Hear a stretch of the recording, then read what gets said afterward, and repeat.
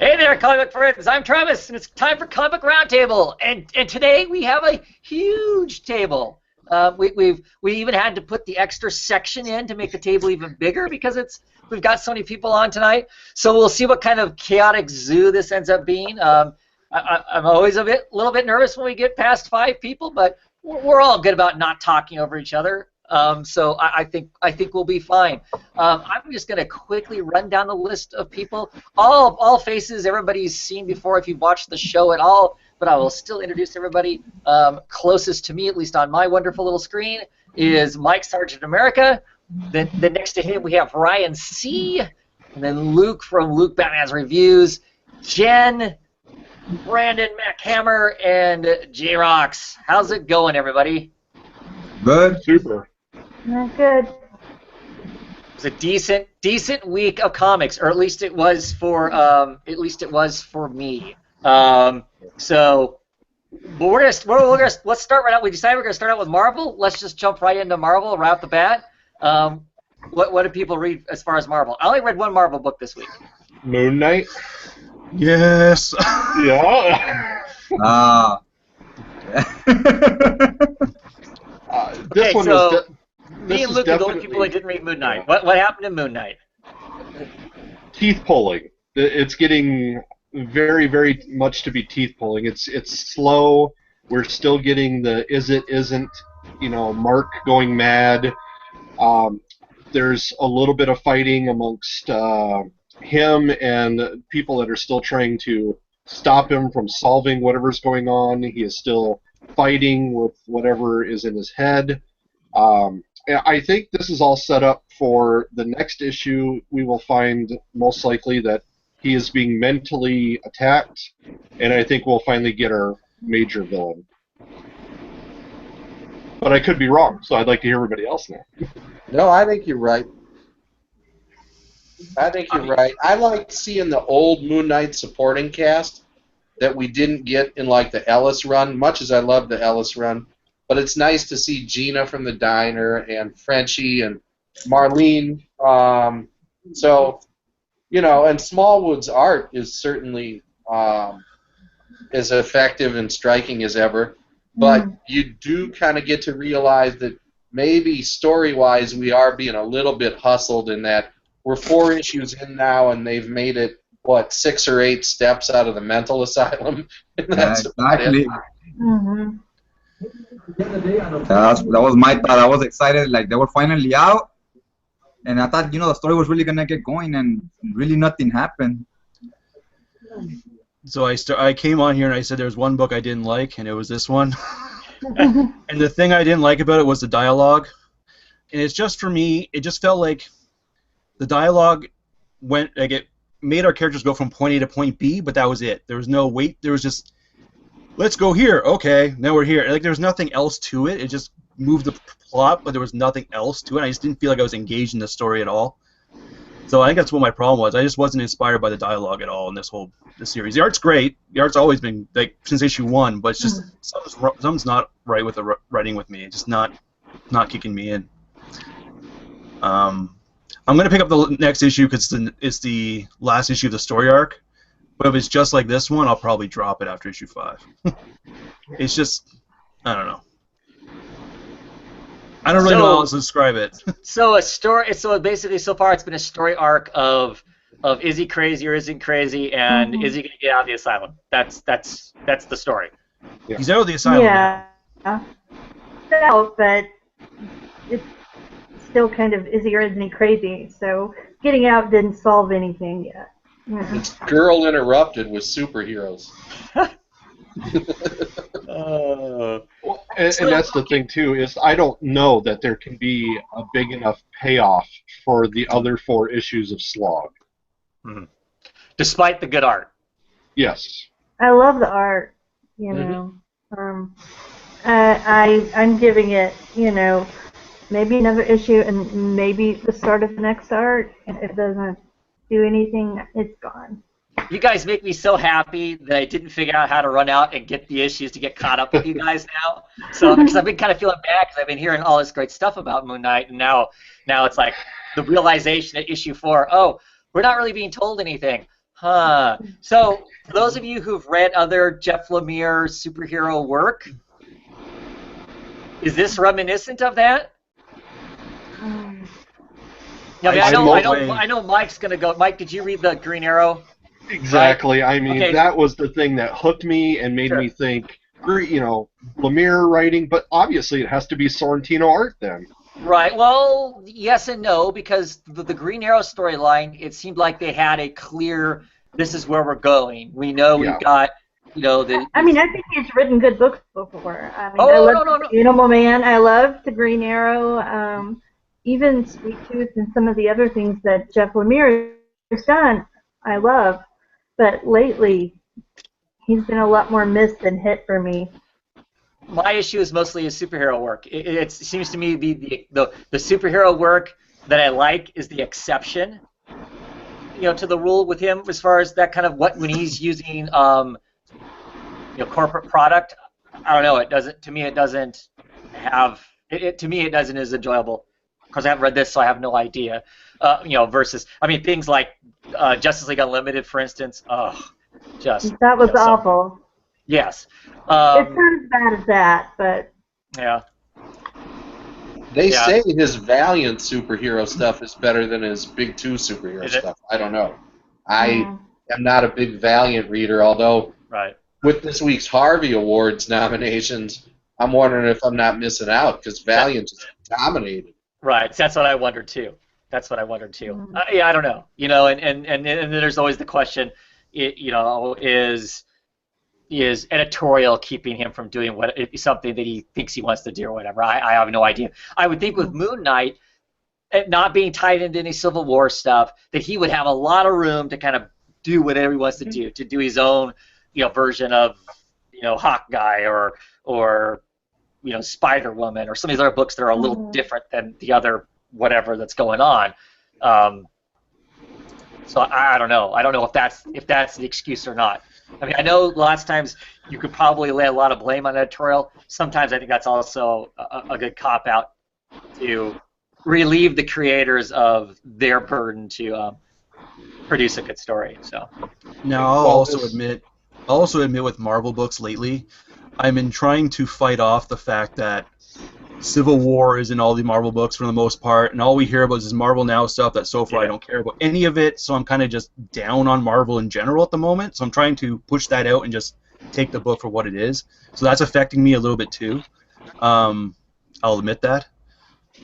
There is one little part I found kind of funny in here, just the fact that Khonshu met Moon Knight in the stall, in the bathroom stall. I thought that was a little bit funny, but outside of that, I don't know, it's not doing anything for me anyway. It just didn't move. It didn't move enough. What's that?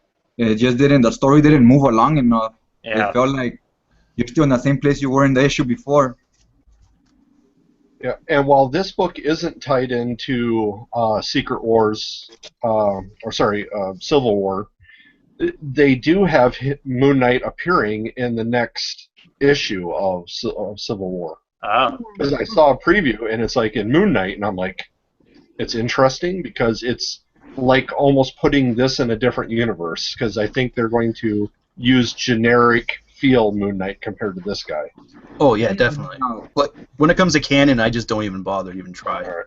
How does this work compared to where he is now? Yeah. Yeah. Hey, and all the people that escaped with him, it's still only just him, right? I kind of got the feel it's just him and everybody else is imaginary. Yeah, Those those are all his yeah. old sidekicks.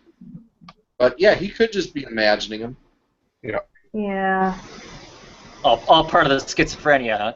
Yeah, and I really feel it's like a psychic trap, and that's what we're going to figure out at the end. That I don't know Moon Knight villains enough to say who this arch nemesis could be, but that's the feeling I get. Well, they already showed her. The The female doctor from the asylum. all right, Yeah, she's Moon Knight's old school Moon Knight. You know, Bill Sienkiewicz year's Moon Knight. She's the arch nemesis from back then. okay, all right. Which you wouldn't know unless you got that history with the character. Yeah. Interesting. All right. I may still end up picking it up in trade. I like the think kid. at this I point, like the honestly, kid. in the in the second issue they point out that she's kind of like his big bad. Okay. All right. Because I kind of like the character. The only reason I didn't pick the book up is because Lemire has been more miss than hit for me for a while now. So Yeah.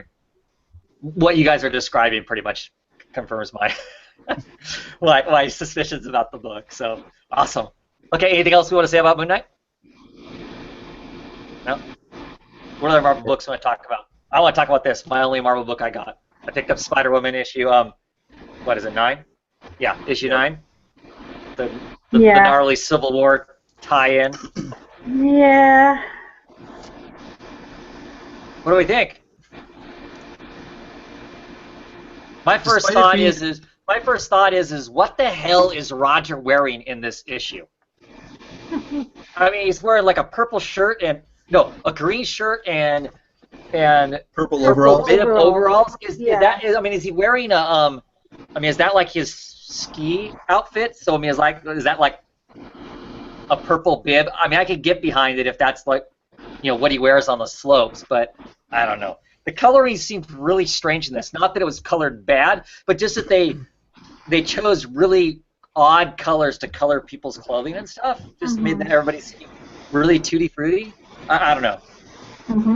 Yeah. Despite it being a Civil War tie-in, I think it still kept the Spider-Woman, what's made Spider-Woman great up to this point, which I'm really happy about. But the way it ended has me worried, because it feels like that's going to be more Civil War inspired than this issue was. Well, yes and no. So it ends with basically, Captain Marvel shows up and puts pressure on her to do some detective work for her. They got from the Civil War stuff. They got Ulysses, who has been dead on all of his predicting the major things that are going to happen, but he's also talking about lots of little stuff. And Captain Marvel wants to know if he really is as good as what he seems.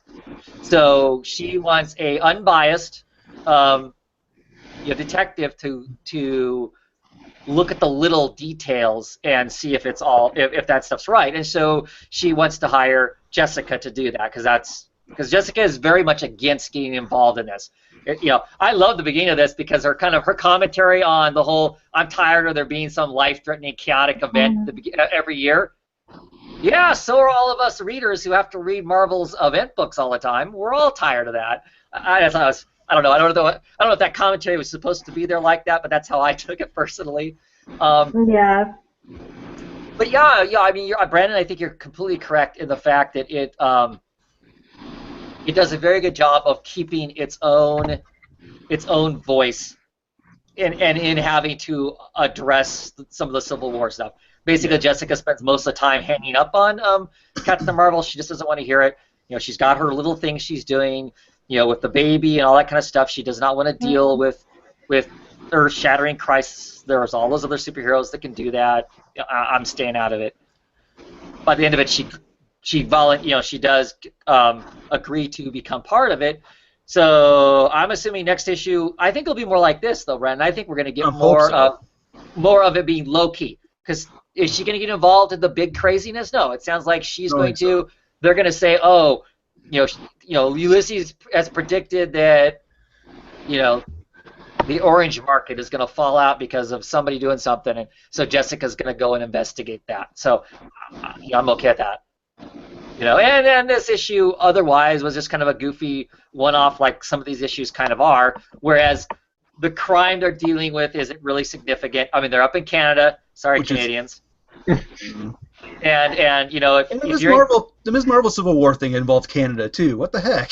I don't know, what's up with Marvel and Wendigos, but I know that I read an X-Men series a while back that there were Wendigos in that too. Right. So as everyone knows, if you're in Canada and you eat human flesh, because that happens a lot when you're in Canada, you turn into a Wendigo. I agree. No. Well, the Americans that are in here, what's going on? Is they're all fighting and stuff? They're fighting each other and everything. They're fighting the cook and the tourists. They're clearly Americans because they're so self-absorbed. I don't know. They're Canada. People in Canada do weird things. I don't know. I'm kind of happy that the story itself, like the kind of conflict, was secondary, because I've never been a big fan of Wendigo and that whole story. I've never been a fan of that. So I'm glad that was secondary. I will say that this book had my favorite panel the entire week. It was at the very end when Spider-Woman asks the baby, "So what should we do?" And the baby pukes on her, and I'm just like, "I'm with you, kid. I'm with you." I don't want it to be Civil War either. Puke on her. Yeah. It's like a breaking the fourth wall moment for me. I was like, I'm with the kid. That kid's smart. Yeah. I just like this book. I just think it's a fun book. I enjoy it every time. It hits the right everything, I guess, for what it is. And yeah. So I don't know. I mean, does the book survive after Civil War? I don't know, because I know the sales. Considering I keep hearing sales aren't very good, probably not. But I don't know. But yeah, I'm like I said, really enjoying it. Hope it continues. Even with it being a tie-in, it's the best of the tie-ins that I've read. It was better than the Ms. Marvel tie-in, I thought. We'll see what the next one. We'll see what the next one's like, because I think the next one's going to be more mired in it. So we'll see. I didn't hate the Ms. Marvel one though, but I didn't hate it either, but I like this one better. I agree. No, the Ultimates is the one I hated. Take your word for it. Never read it. Yeah. So, other Marvel books? Did any of you read Punisher? Yeah, I've got Punisher. What'd you think of it? That's a good question, actually.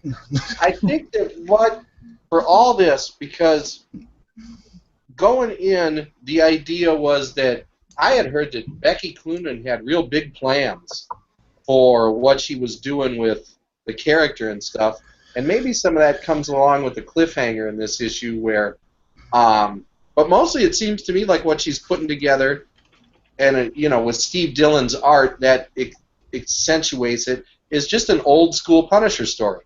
And there's nothing really wrong with it, but I don't know, at $4 a pop, I don't know if it's really worth it. But this issue, what's surprising, there was definitely a great Punisher moment where this guy had been using his kid as a human shield, his little girl, and the Punisher drops a bunch of gas over everything, and he goes after this guy, and the guy goes, "Oh, you're not going to kill me here in front of my kid, are you?" And he goes, "No, she won't see a thing," and kills him, and then takes off with the little girl at the end. So maybe this is what Cloonan was talking about as far as her big plans. Maybe the Punisher's going to have this kid along for the ride or something. I don't know. Yeah, I have that panel here. That was one of my favorite. Yeah, that was a classic. Yeah, classic Punisher moment there. You see him dragging him into the smoke in there. I really don't like this art. See, I don't mind it. Steve Dillon to me is, a pretty solid Punisher artist. But I feel like, of course, I felt this way in the 80s too when I was doing considerably more drugs. But I feel like these anti-drug storylines are pretty well played out by a decade or two. I mean, does anybody else feel that way, or are we still at the point where everybody who, uses, much less deals drugs is some kind of criminal? I mean, I'm still with Nancy Reagan. Okay, well, all right, you've got your view. But you know what I mean. You don't see too much drug hysteria in comics anymore, but it's alive and well. It's alive and well in the pages of the Punisher, which is sort of dull, but sort of works in terms of what she's concocting here, I think, is an old-school Punisher story.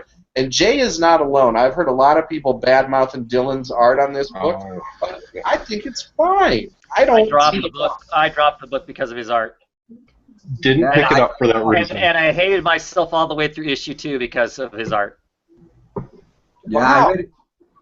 I read issue 1 and 2, and I couldn't get over the art. I wasn't feeling it. Then by the time I got to issue 3, I really enjoyed this last issue, this last one. I thought it was real good. But it was just still that art. I was like, man, I think it's more the art than it is the story that's bothering me. But did people hate his art on the book years ago? I mean, when he was doing it with Ennis, I thought everybody liked it. I will admit I didn't read it then, and I wouldn't have liked it.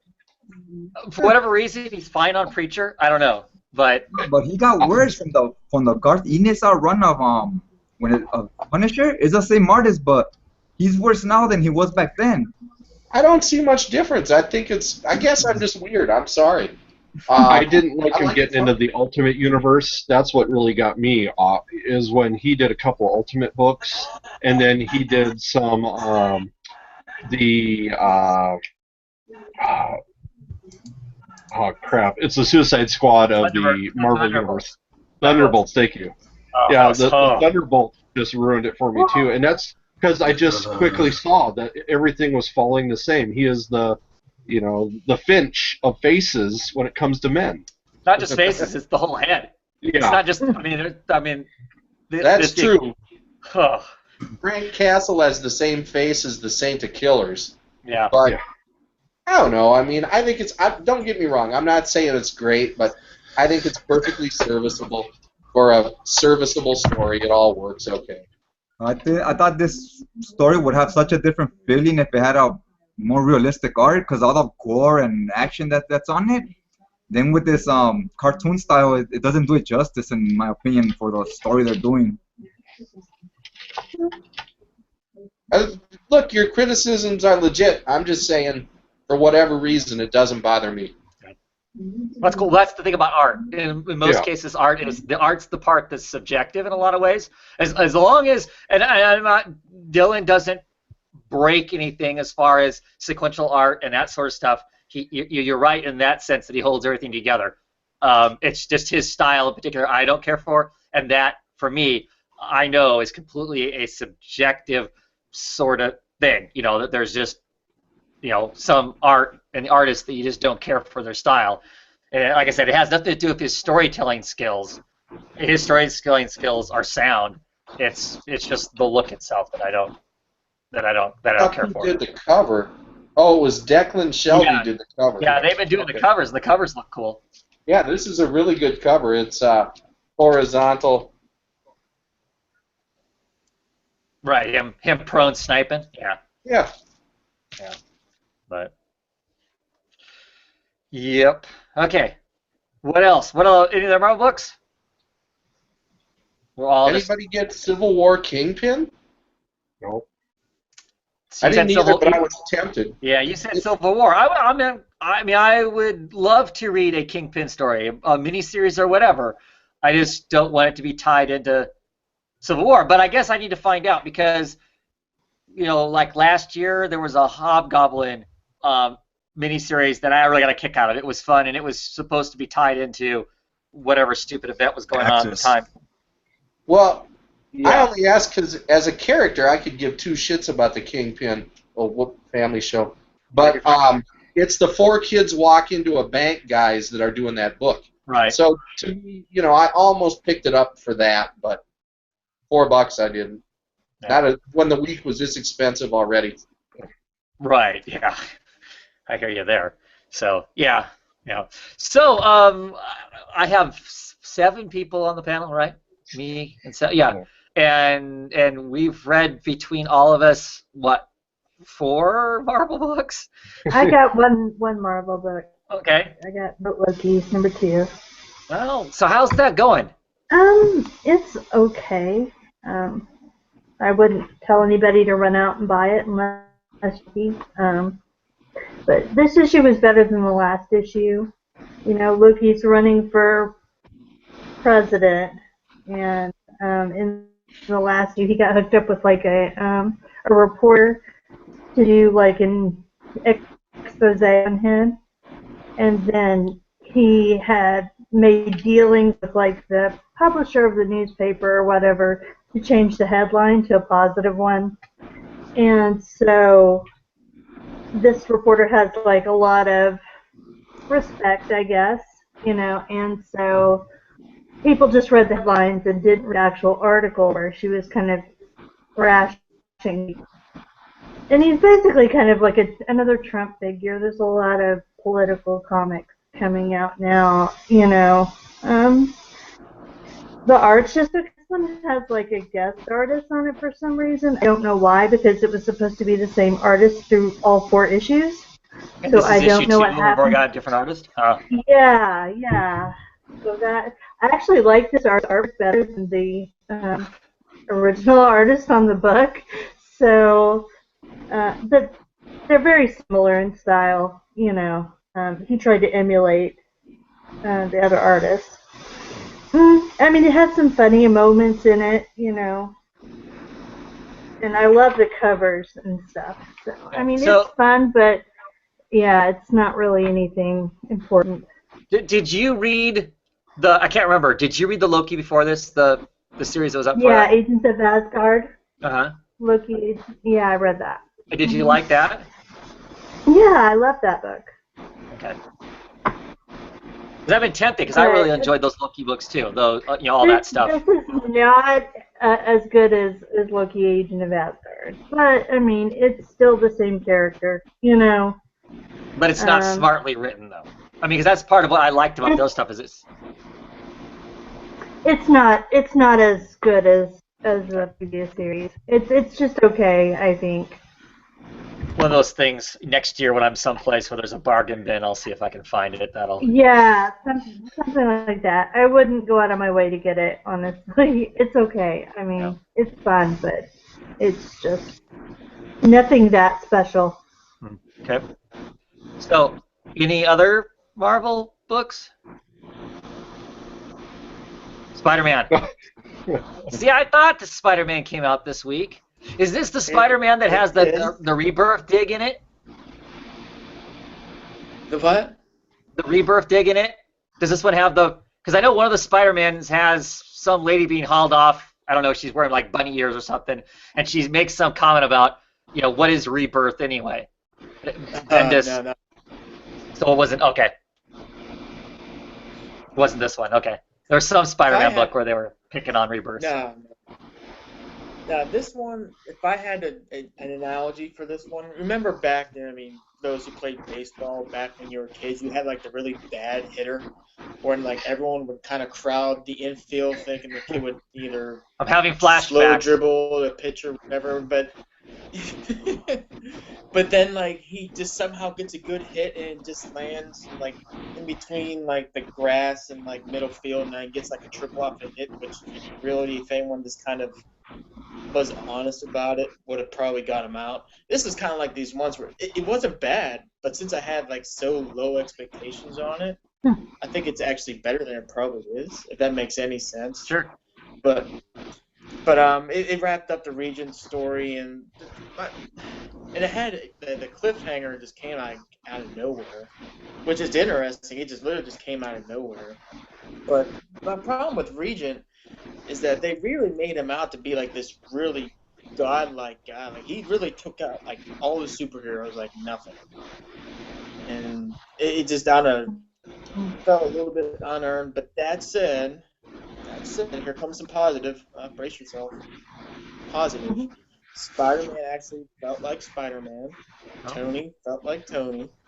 Mary Jane was probably the best part of the issue. So, it actually wasn't bad. I just think it's probably maybe I'm just literally I saw the cover, I was like, oh no, what are they doing?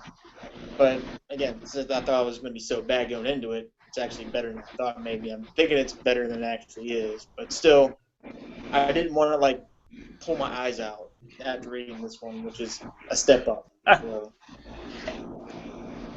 we'll see. So Luke, you didn't hit your head on you while you're on vacation, did you? Oh God, I binged Spider-Man. Oh God, that Civil War time was god awful. Oh, it was awful. Yeah. That reading session wasn't fun. Well, just hold out, Luke. You never know. We're coming up into Marvel Now all over again, and it'll be a watershed moment. You'll get a whole new #1, and Spider-Man will be completely changed. It'll be all the better because, of course, they'll have a new writer on it, some rock star artist. Yeah. Half that's not really going to happen. So I know. Dan Slott's gonna write Spider-Man to his grave, right? Either the characters or his own, right? Yeah. Right. He's been writing that character for over 10 years, right? Yep. More than a decade. And you know what? If it That's wasn't, amazing. he wasn't doing a bad job, I wouldn't care. But it's just, it's Tom. It's Tom. Yep. And I'm just kind of glancing at the comments, and Jacko, you're right. Jack Rose mentioned just like Rebirth. You know, they're going to restart everything just like Rebirth. Sure. No argument there. Both big two companies are guilty of the, you know. Except with DC, I think it was more needed, and Marvel is not needed. Well, the problem is the Marvel is it seems like it's restarting every year now. Well, they might as well do that, right? Marvel should just have volumes Seasons. and start at number 1 every January, go to 12, and then start everything at 1 again the next January, end the books that are going to end, and keep going with, you know, volume 7, volume 8, number 1. And clearly put on the cover, volume 1, number 1, Yeah. volume 3, number 8, whatever it is. Clearly. And don't rename it 3 times, right, Mike? Yes. Oh, thank you for at least talking about that. Oh, yeah. That That's was nuts. ridiculous. Yeah. This is the Marvel number 1. Of course, it's number 7 from somewhere else. But Right. So, at any rate, so we've talked all of our Marvel books. I don't want to leave anybody out from talking about whatever they want, you know, as far as the Marvel books. Okay, so that leads into 2 things. One, and like I said, there's this many of us here, and I mean, I know some of us in the panel have really kind of the exact same taste in what we like to read and whatnot. So I have an expectation that our books are going to be the way they are. But I would have thought with this many people on, we'd have a larger breadth of Marvel books to talk about. Nobody's reading the event book as far as any of us goes. That kind of surprises me that at least one of us would be on that thing. And I don't know. It just seems like I've seen more and more of the less expectation and less desire to be picking up Marvel books and more interest in DC or indie books.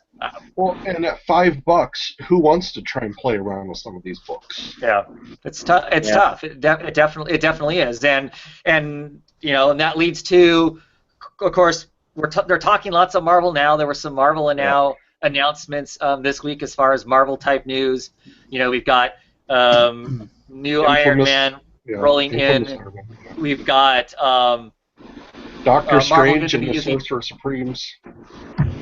2 Sorcerer Supremes. It's Doctor Strange and the Sorcerer Supremes. Ah. So like a team book, maybe. Maybe all those magicians he's gathering are going to be with him. I didn't see that one. I missed that one. I mean, I missed that one too. I've seen the Champion one, which is basically all of the young Avengers are leaving. You know, all new, all different Avengers, because all new, all different's done. Yeah. And Vision's daughter's on that team.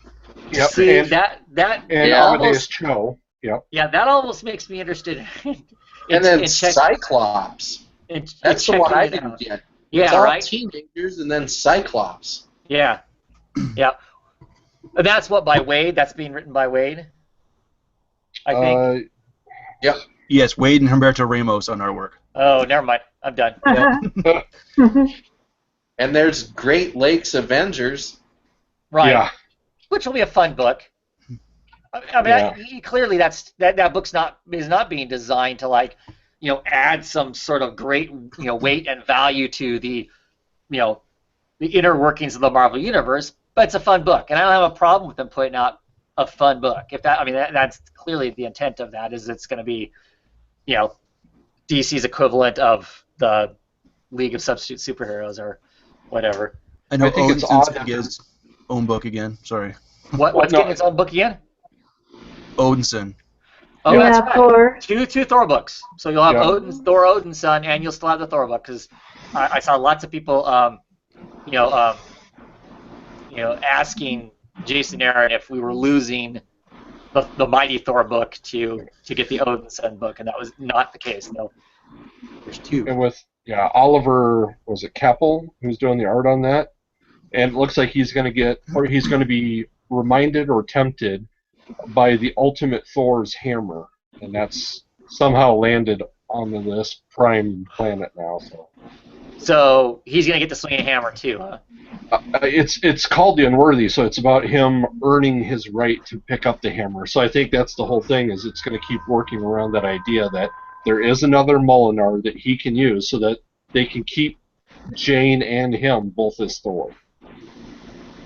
Yeah. Okay. And I know Captain Marvel also is getting relaunched too, but that's all I think I know. Yeah. So I think it's curious that they're going back to the Marvel Now moniker. I mean, they just used that, what, 2 years ago, 3 at most? Yeah.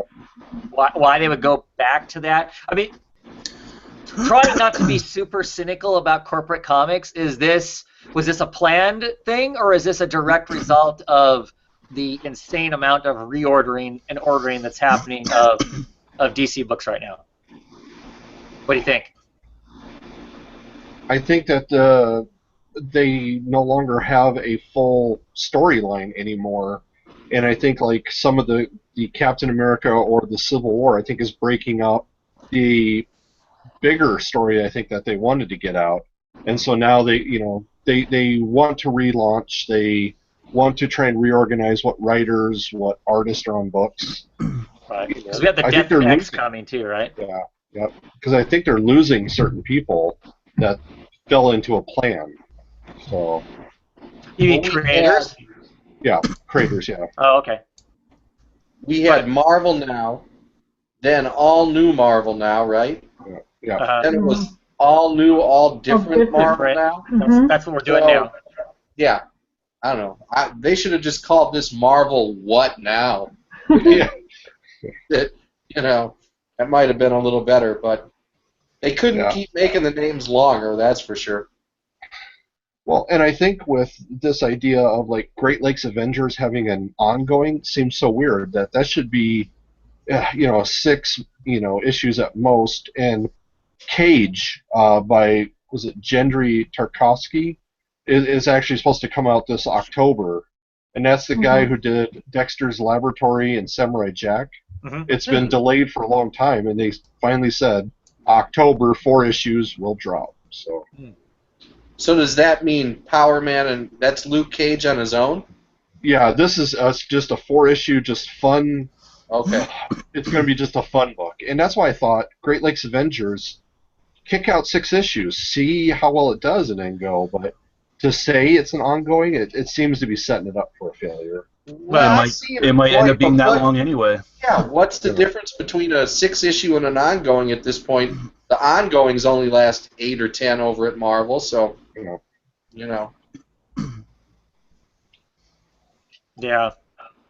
Yeah, I don't know. I mean, I haven't seen anything that I'm super excited about that's announced wise. I'm somewhat intrigued by the new Doctor Strange book. If they're doing Doctor Strange with a whole bunch of magic people, that might be interesting. Just because I'm kind of a sucker for magic books set in superhero universes anyway. So that would be somewhat interesting. I don't think I'm interested in a Mark Waid team book. I did a few issues of all different that I got. Wasn't really that exciting. And just for you to know, with Doctor Strange, I think they said that number 12 is canceled, but that they're going to in October of the series that we're reading now. Uh-huh. But then in October, they think they'll get the re-released at that point. It's delayed? Or delayed. Yeah, delayed would be the better term. Yeah. Okay. is any Marvel book right now higher than issue 10 or 11? 15 Spider-Man, because it double ships.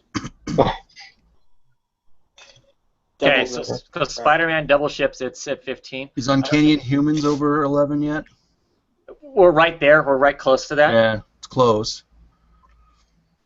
Yeah, so that tells you that there's, you know, for all the ongoing, there's really no such thing as an ongoing anymore. Yeah. I don't know. That whole sales model, I don't know, you know, short of how do you convince every single fan to just quit buying the damn things until they don't do that? Yeah. And that's never going to happen, right? So, I don't know. When does that, I mean, I don't know, that business model. I don't. It has to be making money, or they'd quit doing it at some point, right? The number one generated market. So I don't know. I don't know. I mean, everybody wants to pick on DC for kind of starting over again because New 52 wasn't working exactly the way they wanted to. Clearly, they needed to from a business standpoint, but they did ride it out for 3 years before they decided to change stuff again. So I don't know. It puzzles me. I spend more and more time not looking at the main Marvel universe and looking for the odd book here and there that I can enjoy for 5 or 6 issues because I figure that's all longer it's going to last. If it goes longer than that, I can be pleasantly surprised and enjoy that because they do have some good work. I think they have some good work. I just don't.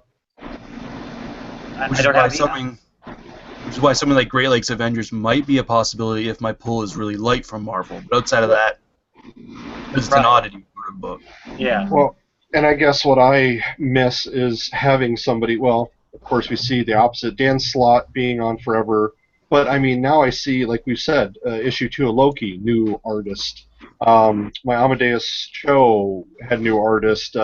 We were just keep seeing more and more of these where they're either not staying up with how quickly these need to come out or life gets in the way.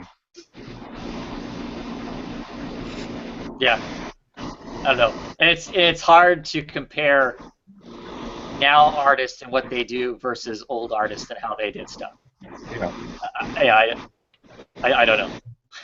How did Kirby was a phenom, obviously, but how is he doing 70 pages a month, or more, and there are other people who are struggling to get their 20 done.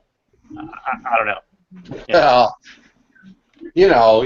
touched by the hand of God. I mean, right. Well, I'm not saying, but there were other people who are producing, quite a bit more work also.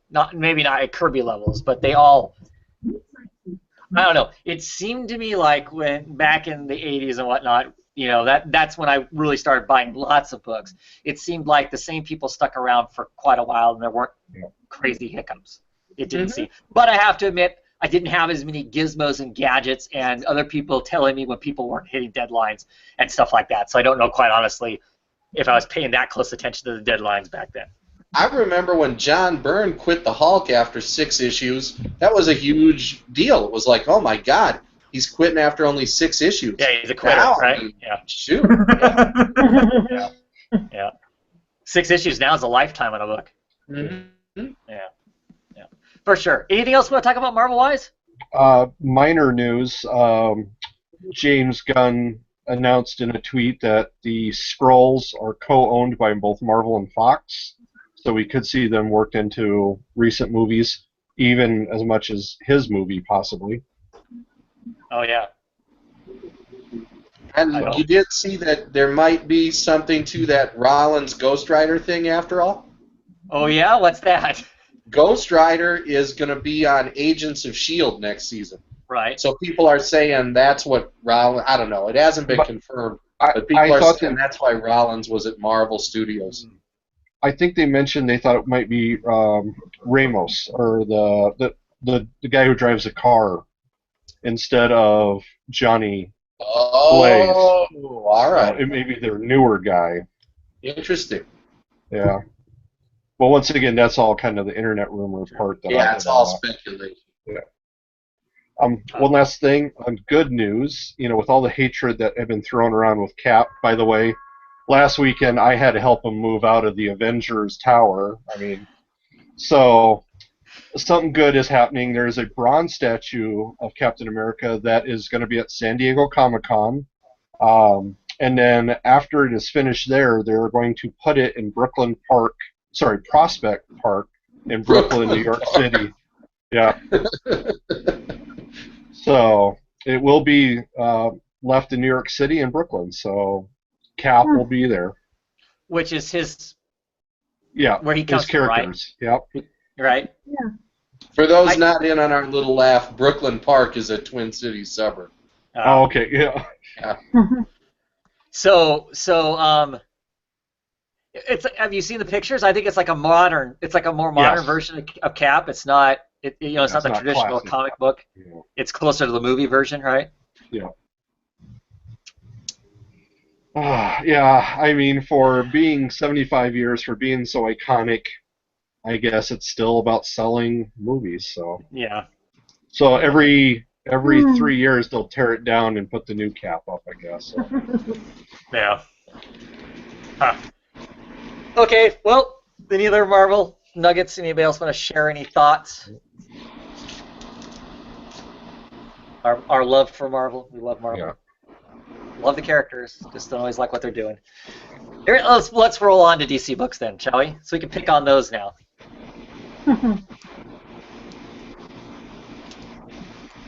So, what do we want to talk first? I think it's Luke's time to shine. That's right. Yeah. Yay. Let's go ahead. You guys want to start? Batman. Batman. So that Solomon Grundy cover, is that a Tim Sales, is it? Yeah, it's Tim Sale one. Yeah. okay.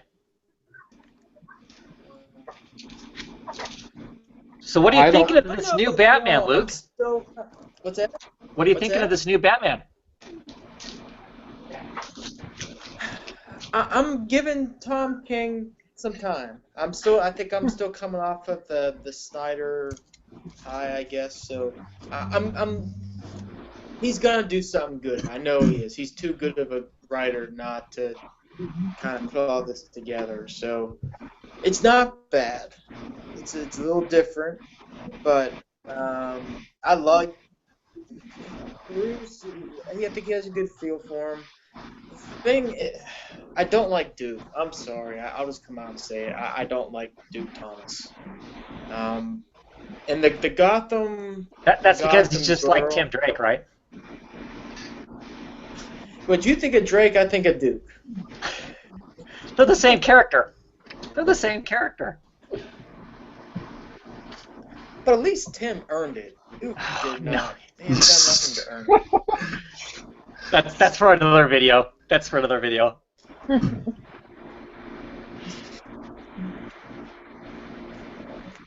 But yeah, this is. I like the cliffhanger. It's good to see who I'm not gonna say I missed him, but it's been a while since seeing him. I think it was Arkham City. When was the last time he's been? We'll just spoil it. Should we just go ahead and say who shows up? Oh, go ahead. General Lane? Yeah, Hugo. Yeah, Hugo. What's that? I thought you were going to talk about General Lane. Oh. It's funny they added him in Suicide Squad. Waller. Yeah. Yeah, not Waller. Yeah. I mean, it's been a while since I've seen Hugo, so I mean, I like him coming back. Now, obviously, this is gonna lead right into the Monster Men thing, but Finch's art is good. I can't wait to get Michael Janin on here too, but it's not bad. I'm letting Tom King run with it a little bit. I still think it's a little bit too early to kind of get a good feel on it, but it's not bad. Anybody else got anything they want to say about it? I like the Sorry, whole go thing how they're portraying them to be like I like when Batman is like, how do you say, like he doesn't trust anybody, like he's real paranoid, and that's kind of what they're going with here. And I like how he made that joke telling Alfred like, well, I don't even trust you, like you didn't know that, like. I think you need that with Batman. You need him to be sarcastic sometimes and have that humor, because his stories are usually not fun, they're not funny. So it's good that his dialogue is to kind of balance things out a little. Now, I didn't think that Batman was funny. No, I was going to say. Alfred rocks. I mean, Yes. he's nailed Alfred down to a T. Alfred just being sarcastic the entire time through. All the Alfred lines are great. Most of the Gordon lines, I think, are great. I don't like. Oh, I love that. Yeah, when he's on the rooftop, he's like, "Well, thank God you showed up." Yeah, right. I do not like this fatalistic Batman. I don't like him at all. This whole I'm gonna be dead someday. I mean, the paranoid. I don't trust anybody. I need to have a plan to deal with everybody. To me that's classic Batman. I don't have a problem with that. But the I'm gonna die any moment Batman. There's gonna be another plane Batman. The is this a good way to die Batman?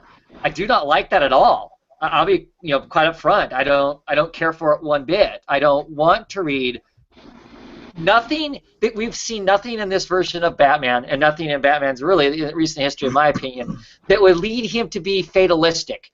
Everything that's led up to this Batman, if we're using any part of the 52 Batman, he should be nothing but an optimist. He literally has come back from death. His body's being rejuvenated back to its old self without the scars, without all the whatever. So he should be anything but this fatalistic. Someday I'm going to be dead, and then Tim's going to be dead, and Dick's going to be dead. I don't know. I didn't care for it. I don't care for it one bit. I don't think he said Tim was going to be dead. I think Travis brought that up. That's right. I'm sorry. I'm sorry. It's my Freudian slip. Yeah. Yeah. So I don't care for that. I don't care for that characterization whatsoever. I do not like it one bit. And I'm not really digging Finch's art for the typical reasons that I complain. And there's some, I don't know, there's some kind of camera angles, for lack of a better description, off the top of my head, of the way his jaw and head are. There's some weird stuff going on that I was kind of excited about the Finch thing, other than please don't put any women in the comic because they all look the same. But he has in the past drawn a pretty killer Batman. I feel like he's already recycling looks. I don't know. And I didn't feel like with Capullo things were being recycled quite as much. Do you think Batman right now is obsessing with like his own demise and who is he gonna leave the throne with because he had a near-death experience? But see, I think he would be just the opposite of that. Nothing. I mean, that's one of the problems that we're starting a new rebirth. So what does that mean? How much of the slate beforehand has been washed away? Because for me, I would think that if he survived the whole, being dead, being rejuvenated by the whatever, rocks in the ground that brought him back, made him bigger, better, stronger, basically, and then getting his memory pumped back into him, he should be the optimist. I will survive all of this. I am better than all of this. Somehow I will make it through. Instead, he's this, wringing his hands, basically, other than they physically aren't showing him wringing his hands. Verbally, he is wringing his hands all the way through the book, going, other than scolding the Gothams for not being as efficient at how quickly they should have taken down Solomon Grundy. Yeah. Otherwise, he's spending his time wringing his hands. What happens when I'm gone? What happens when when Dick's gone? What happens when all these people are gone? I don't know. It didn't feel like I said, it didn't feel like the paranoia. I've got to have a battle plan in place. To me, it sounds more fatalistic than that. It sounded, me and my legacy of bad people, we're all going to be dust. What happens then? I would like an excuse to let in Gotham Girl and Mr. Gotham guy. What about that? No, I said I think it was like an excuse. It sounded like an excuse to why he was letting in Gotham and Gotham Girl, like why he was trusting them so quick. Because I'm not always gonna be here. So that felt forced. Is that a writing excuse though? Is that a plot excuse just to get these characters in the fold quicker? That's how I felt it was. Yeah, but I don't think he said he trusts him. I still think he's no, he doesn't, but still trying to feel him but out.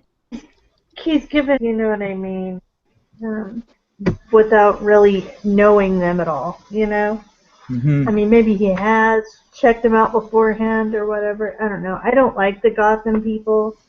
I hope they die or something. They're the monsters, right? Okay. I mean, yeah. That's my first thought. By the time I got to the end of the issue, is they're going to be the monster men. Wipe them and they're some of the monster men. I don't know. Yeah. Oh, that's true. Yeah. Maybe. But you bring up a good point.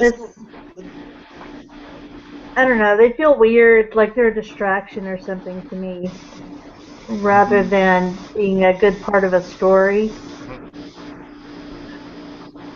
And I think you bring up a Oh, good they're gonna point. be That a bigger Gotham's part than one thing Batman? about Gotham is that the people there in Gotham, you weren't really, when we think of superheroes like flying around, got magic and whatever.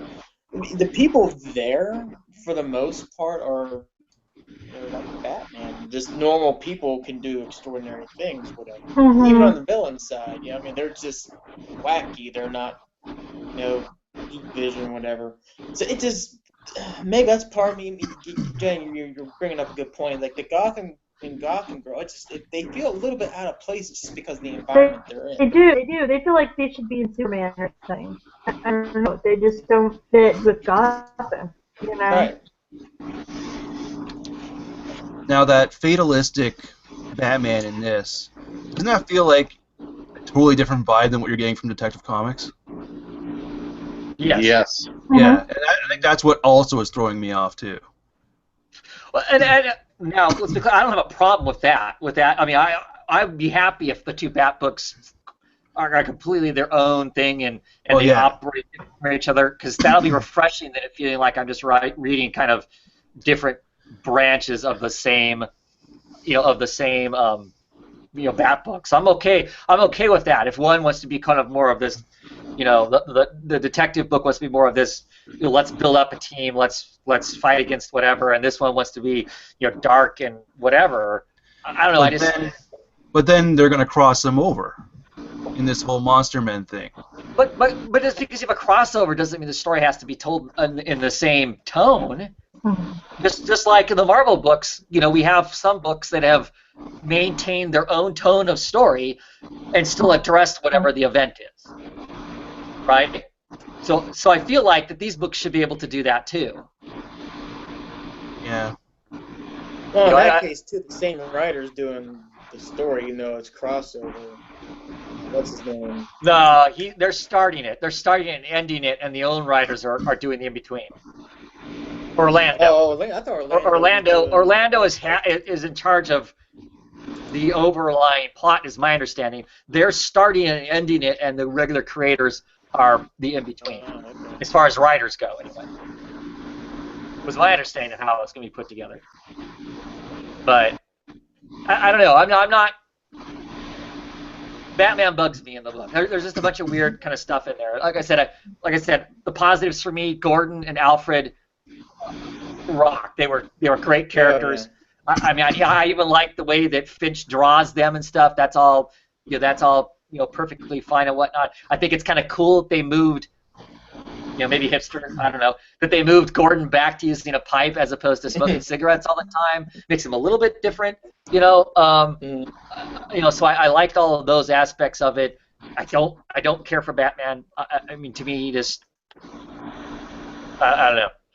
What do you think about his logo? That bat thing with the yellow outline? That's cool by me.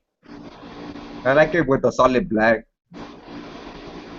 Actually, I really like it when he was wearing a gray costume and blue gloves and a blue cowl and had the big yellow circle with the bat in it. That's my Batman, to be honest. Jim Aparo Batman. Yes, right. Exactly. But as far as costume style and whatnot, I'm fine with that. And I think the Gotham's Mr. and Mrs. they're odd, and I don't know if they're supposed to be odd because they're supposed to be odd, or if they're odd because I'm just kind of feeling odd about the whole Batman thing in general. Because they look like they're acting kind of like lightweight Supermans. They got all these supervisions. They can fly. Clearly, they're super strong. Really, what about how he disappeared? Really, they need Batman to help them figure it out. I don't know. And clearly, they're going to turn out to be bad. I mean, this feels more like a Twilight Zone episode. You know what I mean? I think I saw a comment somewhere from Tom King that he says Batman's going to get everything that he wished for. Then what does he do? So I don't know. Is this what he wished for? Having some super people in his town to help him clean everything up? I don't know. I mean, clearly I'm not dropping the book. It's it's Batman. I'm an idiot. I'll write on it for longer than I do lots of other stuff and whatnot. I've read a lot of other Tom King that I really, really enjoy a lot. I mean, like top books. So, I don't know. I mean, maybe he's taking this someplace completely different. It just hasn't immediately hooked me, and all the other Tom King stuff I've read has immediately, I've read it and went, oh, this is telling me something different that I'm interested in. And maybe this is what he's doing here. He's telling something different. Or maybe it's just me that feels like Batman is wringing his hands a lot. Maybe that's just the feel I get for it, but I don't know. The one part I thought was fairly faithful to what I remember of old Batman was the super-powered superheroes beating on Grundy, and then right at the very end, a judo flip and a kick to the face, and that reminder, don't get up. Remember this. Don't do that. Where he shows that his powers can equate to their powers. Yeah. And I thought that was great. That was a very Justice League Batman to me. How about he lives somewhere with one hand? Yeah. I like Solomon Grundy too, so I'm always happy to see him show up in books. But yeah. Okay, so after spending 20 minutes on one book, what else do you want to talk? And with Nobody? the Justice League? Let's talk Justice League. Justice League Rebirth. Issue number 1, not to be confused with the up-and-coming Justice League number 1. So, right, written and drawn by Hitch, somebody else inks it and colors it, right? That's how that works? I think just this issue. I think he only does the art for just this issue. Okay. I think there's going to be a different artist. Yeah, Tony Daniels is somebody else is the artist after this, but So, this is, of course it's a Rebirth issue. The Rebirth issues, I don't know for anybody else, for me anyway, they've been really hot and cold, kind of strange. Are you getting more information about the whole what's happening with the Rebirth that's messing with the universe, or are we getting a story that is supposed to be informing us of what's coming next, or is it just a recap of everything that happened in the New 52? This is somewhere in between for me, as far as what was there. It kind of informs us as what's happened and kind of sets us up to potentially move forward wherever they are. Because of course, I think the biggest change, it seems to me like in the DC Rebirth, is of course we have a whole new Superman, who is the old Superman before the New 52. And that's kind of the thing that seems to be one of the heaviest pieces of weight in the DC universe is, okay, our Superman's dead, how do we deal with this new Superman? Which is great to have Superman, but he's not the same person. So you get a little bit of the Batman paranoia in this book of, we need to keep him close because, that other guy was our friend. We don't know squat about this guy. And Batman brings up a good point. I hope it isn't hinting at an event book coming down the road. It does kind of feel like it is, though, when he makes the comment, that this can't be a coincidence. How did we lose our Superman and gain this new Superman at the same time? And why was he here for all this time and didn't show up, didn't explain himself? I hope in some comic somewhere that conversation happens between Clark, this new Clark, and new old Clark, I don't know how you want to refer to him, this new Clark and Batman. The conversation of, look, if you were around this whole time, why didn't you help out? You know how much more awesome it would have been to have had 2 Supermans flying around instead of just one? I'm really curious to have that. Of course, that's got nothing to do with this comic. I'm sorry. But I didn't think this was bad, but I didn't think it was like anything mind-blowing either.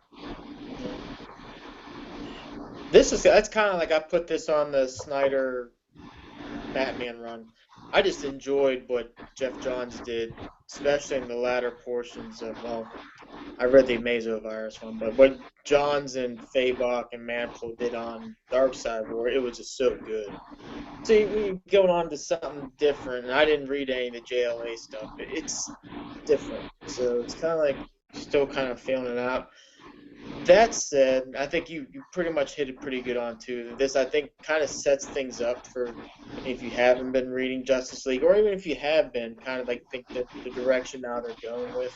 Also, you get the 2 Green Lanterns in, which you kind of get them to feel that they're still trying to feel their way into the Justice League a little bit.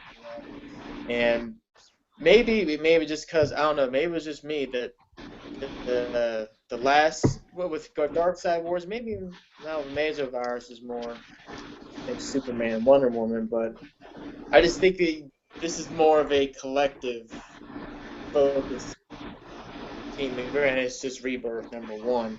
It doesn't feel like just one person's like kind of like the central focus. Even this one, yeah, you can say it's Superman, but I think it's feel like it's a whole team. It's like a team. Feels more of a team book than it's been maybe in a little bit. If that makes much sense, I don't know if it does. But Yeah. Anybody have anything else they want to say about it? I just thought it was a bad comic. Didn't So- do, you know, didn't even rise to the level of mediocrity for me. I've never cared for Hitch's art. I know a lot of people like it.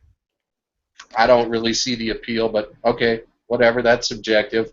But this whole thing of some useless villain that'll be dispatched by the end of the issue comes along, and they sit there and talk about their problems and fight it, and the end. That was my takeaway from the issue. It did not get me at all jazzed to pick up Justice League #1 and see where things go. Even some of the other really relentlessly mediocre Rebirth specials at least set the table in a way for me, like Flash. That was, I thought, a pretty poor Rebirth issue, but at least it got me curious enough to see what happened in issue 1. Now I'm going to jump off Flash. 1 was enough. But this one didn't get me excited to find out what happens in Justice League 1 at all. Yeah. I'll agree there. That nothing about this makes you go, oh my gosh, I need to pick up the next Justice League. I'm gunning you because I like the Justice League. But what do you think, Jen?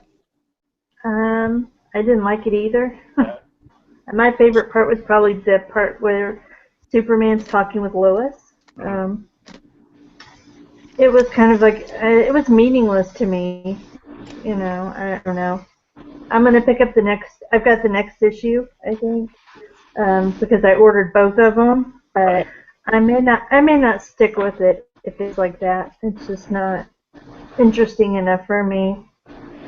Hitch's dialogue is very stilted, too. Was really wooden.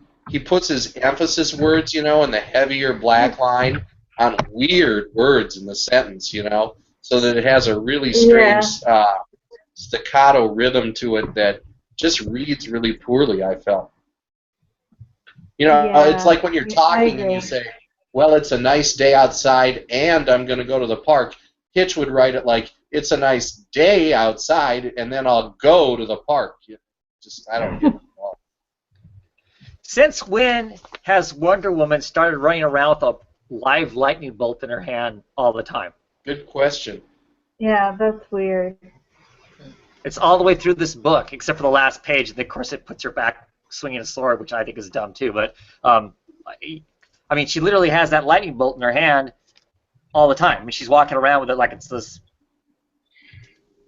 a weapon, and I don't. I don't understand it at all. That was That's weird. weird.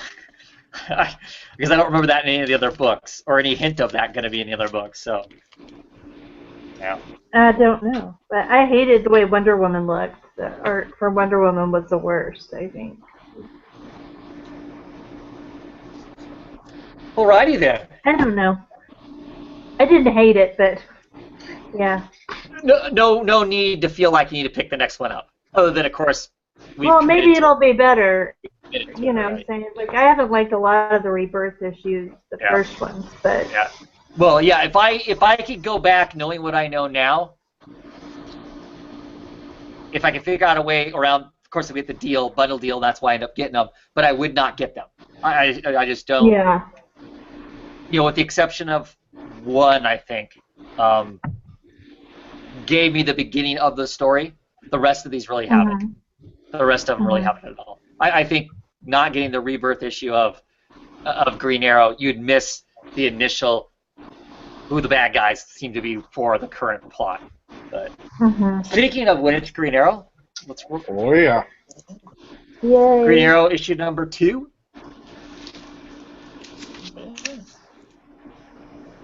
By Piercy and Schmidt. What are we thinking? I'm surprised that the assassin didn't realize that she didn't kill Oliver Queen. I knew he had to get out of it somehow, but it just, and I guess maybe it's because his sister filled him with most of the arrows, but that was a struggle for me. Otherwise, love the story. I mean, I like these new bad guys, though the only thing is the bad guys' headquarters, was that a ship that suddenly appeared? Did they transport to another plane? I couldn't figure that part out. I think it's a ship, but yes, that was an odd. Suddenly, there's this structure looming in the background, and I believe it was a ship or a sun. Yeah. Big as like a castle. That's why I was trying to figure that out.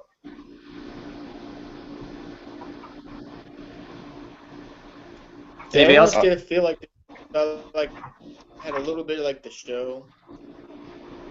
Yeah, well, the addition of Diggle back in again, and yeah, I mean how he loses his, the corporation. Yeah. That came quick. I mean, he lost the corporation and his house and everything in the space of 2 weeks here. I did think one thing on the covers, Mike, you've gotten them too, the Neil Adams. Yes. Number one, we got good Neil Adams. Number two, we're getting not so good Neil Adams with this one. He's all dripping with water, I guess, and arrows, bloody arrows sticking out of him. It's not Neil's finest hour, but I thought that, well, the interior art's cool. That thing with the ship, that double-page spread with the ship really looked nice. Mm-hmm. And I thought the Diggle scenes, who I'm not familiar with in comics, only from the show, because I did not pick up the last run of Green Arrow, but I felt like the Diggle scenes were very well written. He seems to have a really good handle on that character and his dialogue. And I think it's pretty good. I'm finding it hard to believe that this is the same guy whose writing everyone hated on the last run. Because it seems pretty good to me. I will say this, the pacing, and I guess this isn't unique to this Green Arrow book. In fact, this one feels a little more substantive, but I've noticed on the double ship books, and maybe you guys have too, that the pacing feels a little bit different than when they were monthly, in that they are a little less substantive in terms of how much you get happening over the course of 20 or 22 pages of comic. Green Arrow's maybe the exception. There seems to be a lot going on there, but like Batman, that seems a King issue right now seems about, relatively about half as substantive as a Snyder Capullo issue was. And this Justice League Rebirth thing felt about half as substantive as the Justice League issues we were getting on the old one. Maybe that's just my perception. I could be wrong. Yeah, so far, I mean, I think we're early enough in it that I don't know how many books have we seen 2 issues of. Not lots, but yes, I would agree that as a whole, it does seem to me anyway that they're slowed down more. I mean, we're getting over a month's worth of comics, 40 pages, was a little tighter before. Yeah. When we just had a month. Yeah. I am enjoying this. I like the art. I really did not want to see him lose everything again. I'm sick to death of that story in the last 3 years. It just feels like we've had that story either stretched out forever or multiple times. I don't quite honestly don't know which it is because my collecting during the New 52 of Green Arrow was pretty off and on just because of all the problems it had. Because I wanted to see the story of rich guy staying rich guy. How does he justify what he's doing and the wanting to be the champion of the everyday man, but being a billionaire. Well, now he's not. Now he's going to be living out of a basement in Sherwood Forest, and I mean that puts him down with the common man, I guess, but which is fine if that's the direction we're going to go. But I was kind of intrigued with the idea because it felt to me like, especially like in the Rebirth issue, they really hammered home how can you really get this when you've never really been this? I mean, you can see it maybe, but you've never been it. So how do you really empathize with all this? And is that what they're doing now? They're going to put him down to where he's experiencing it, not just empathizing with it. And I guess that's fine, but I kind of wanted to see. Let me ask you a question, Travis. How about this for an idea? Now that he's poor, leave him that way. I mean, for years and years, like during the Mike Grell run and stuff, Right. him and Black Canary ran a flower shop. Yeah, I know. Yeah. And Neil Adams, Denny O'Neil stuff back in the day, he, lived in a one-bedroom apartment, had no money.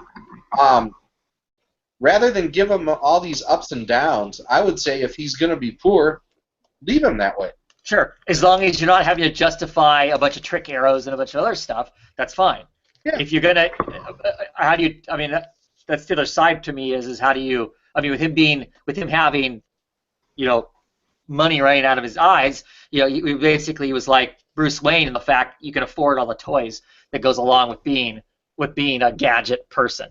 So if they're going to take all that away from him, the reason that worked like with the Mike Grell run was because at the same time they stripped him down to a trick arrow was him shooting a normal broad-headed arrow through your ear, as opposed to hitting you with a grappling hook arrow or the boxing glove arrow or whatever. So if they're going to do that, cool.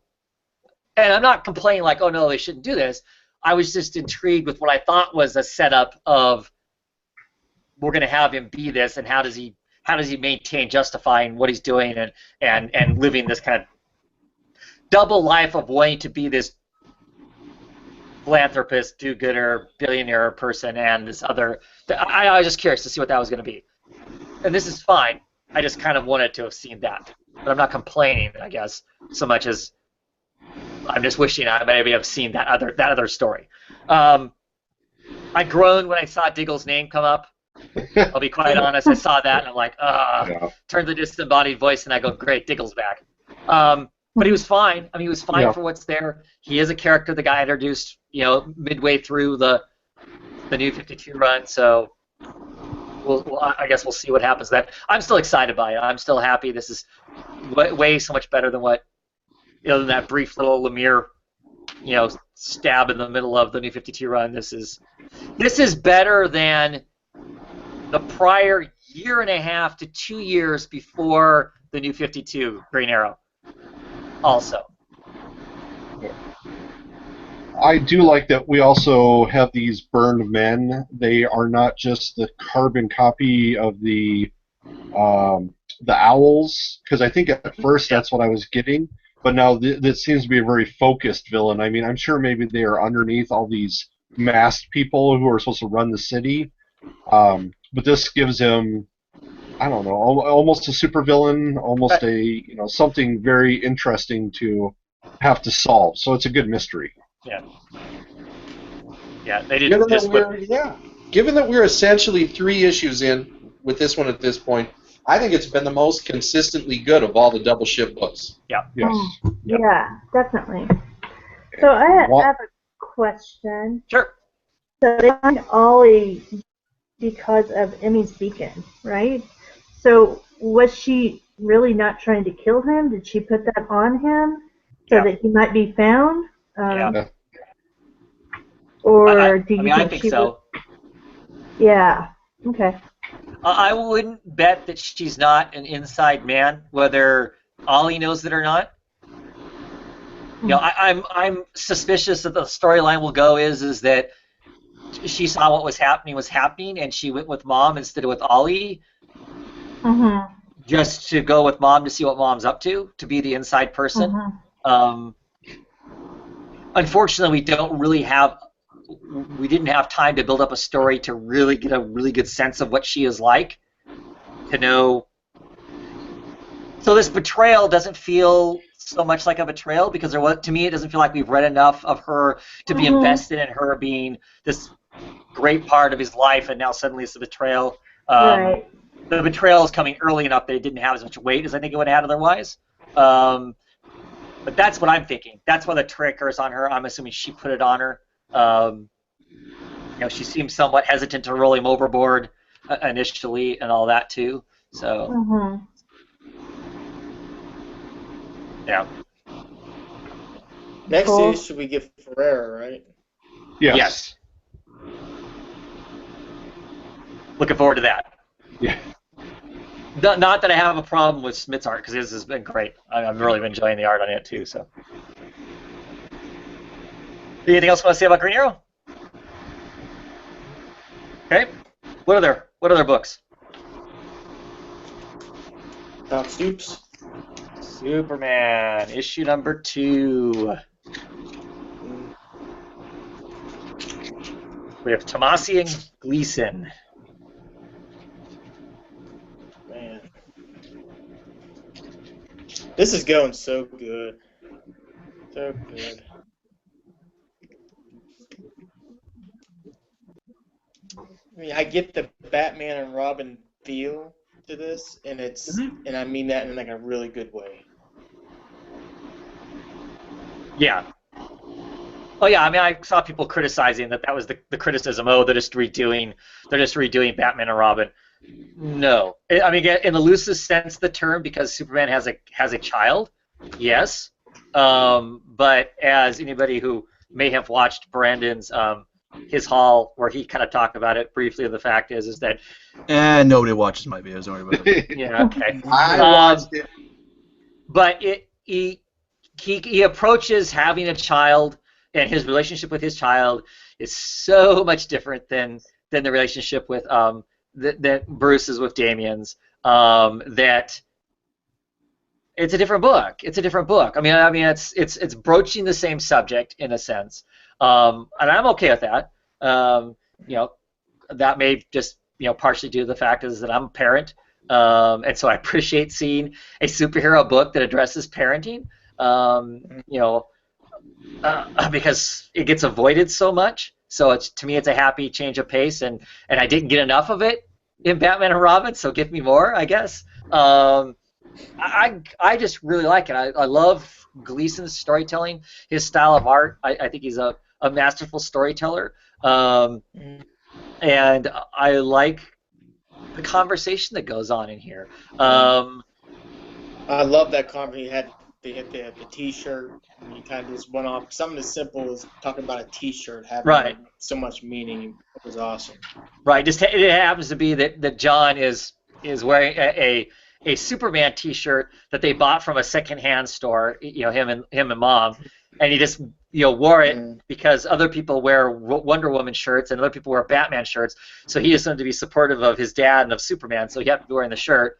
And it becomes this much more larger conversation about the fact, at some point, you're going to be wearing the actual, shield of L. It's not just simply you wearing a symbol in support of Superman. I mean, there's no avoiding the fact that you have powers, and at some point, you're going to take this mantle on because you're a responsible person.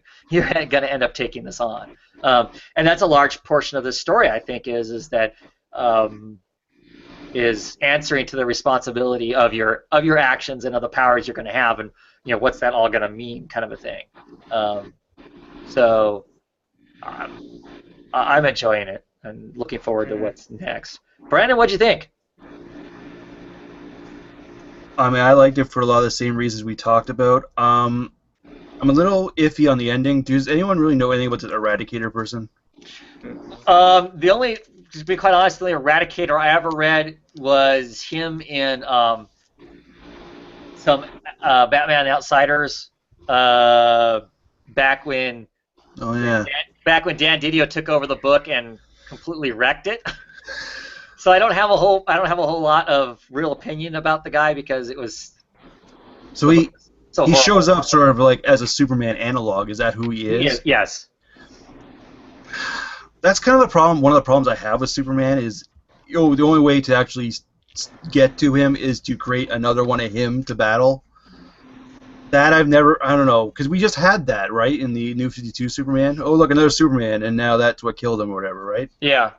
I don't know. This whole Superman. Oh, the only thing to stop a Superman is another Superman thing. That's one of the issues I've always had with the character. So it's given me a little bit of an iffy feeling, but.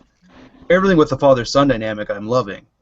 So, yeah, nothing wrong with this issue, just the ending Yeah, is. I'll be curious to see how they use the Eradicator. I mean, is he somebody who's just going to go fisticuffed with, or is it going to be a more complicated relationship and having to deal with him in another aspect? Because of course, yet here is another, basically Superman-looking guy. How is that going to affect his operation, being a new Superman himself? What does that mean? And how is this? I mean, how did the Eradicator come about? I mean, did they use John's blood? I mean, is it John's blood that went flying clear back to the Fortress of Solitude? And I mean, because there were some aspects in this I didn't quite understand. The whole Wasn't it Superman's blood? No. It was John's. I thought it came off Superman's back when he No, got I thought it came off of John because John's the one that can Fell bleed down from the tree. because he's got scraped up knees. He has scraped up knees and Oh, stuff. maybe it was John then. After he gets whacked by the tentacles, his Oh, knees yeah, are it all was scraped John. up.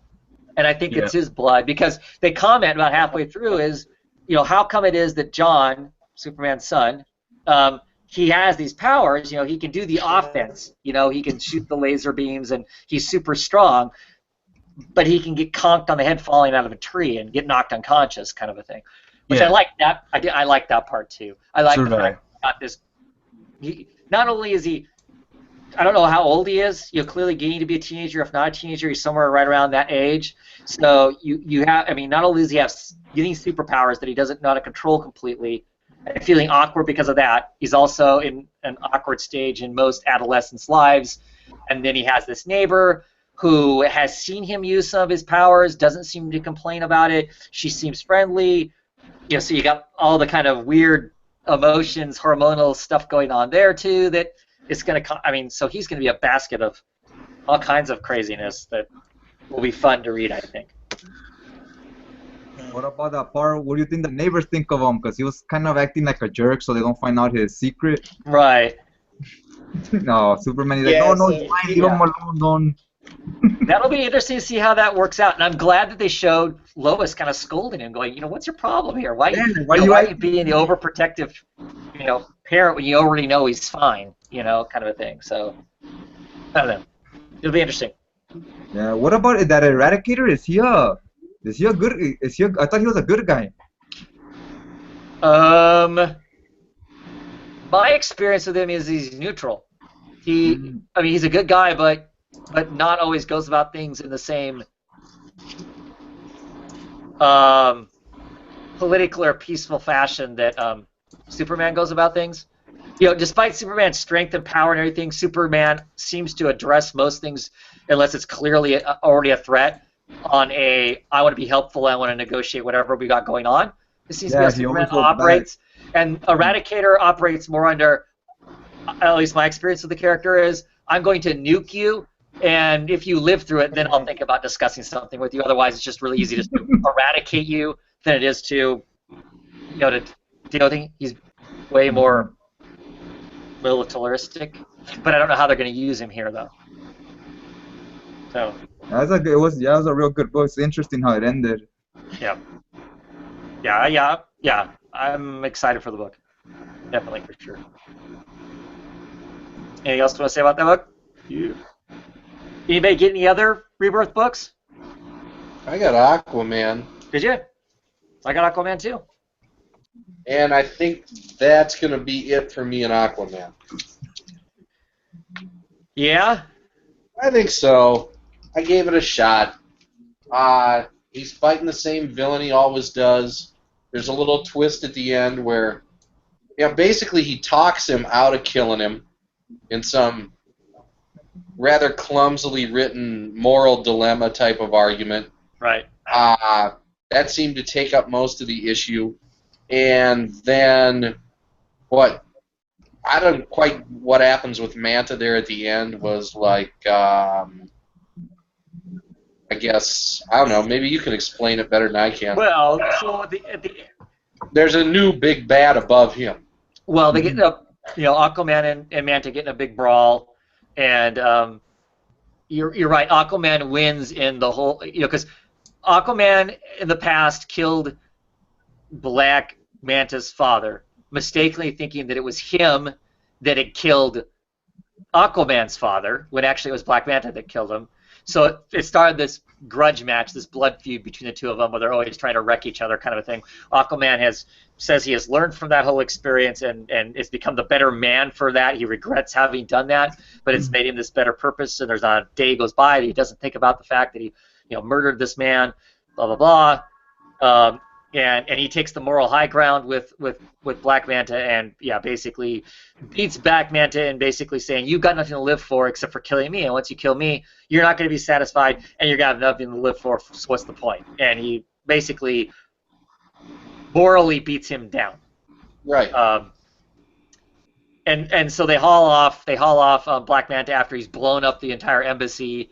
They haul him off in the paddy wagon, and at the very end of the book, the paddy wagon gets blown open by some people who clearly want to use Black Manta in some fashion, and they look basically more or less like Black Manta in a way. They look like mercenary type people. I have no idea who they are. I'm assuming they're the new characters in this. They want to recruit Black Manta in some fashion. Why you'd want to recruit a loser who just got his ass handed to him by not having a fight, I'm not exactly sure, but yeah, I mean, I like Black Manta as far as him being kind of a menace and him being the bad guy.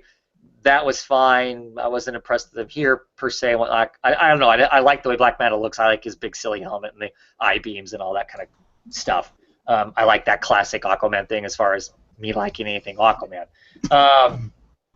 But yeah, there's some really clunky dialogue in here. I've decided I got Israel is my problem. I'm not a huge fan of Abnett's dialogue. I've read stuff that I do like, but so far Aquaman is not. I mean, I liked last issue, okay. I didn't hate this issue, but it had some clunky spots in it. I like this new character, the Royal Naval Officer. I kind of like her. I'm curious to see how she works in it. It felt to me like we pretty quickly get some stereotypical racism between the Atlanteans and her. They hate her because she's a surface dweller.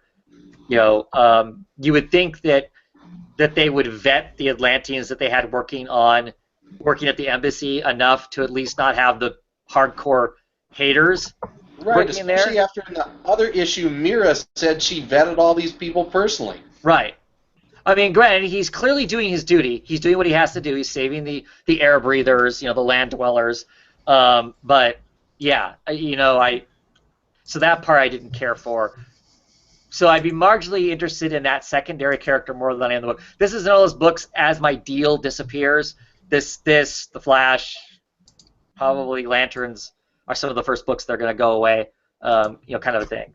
My other question with the issue was, okay, he decides not to kill Aquaman, all right? But at that point, there's nobody else around. Why doesn't he just friggin' escape? Yeah, I don't know. Just get out of there. There was nothing stopping him from doing so. How's he end up in the hands of authorities the next page? Because he's so morally crushed. He's been so morally crushed by the righteous power of Aquaman.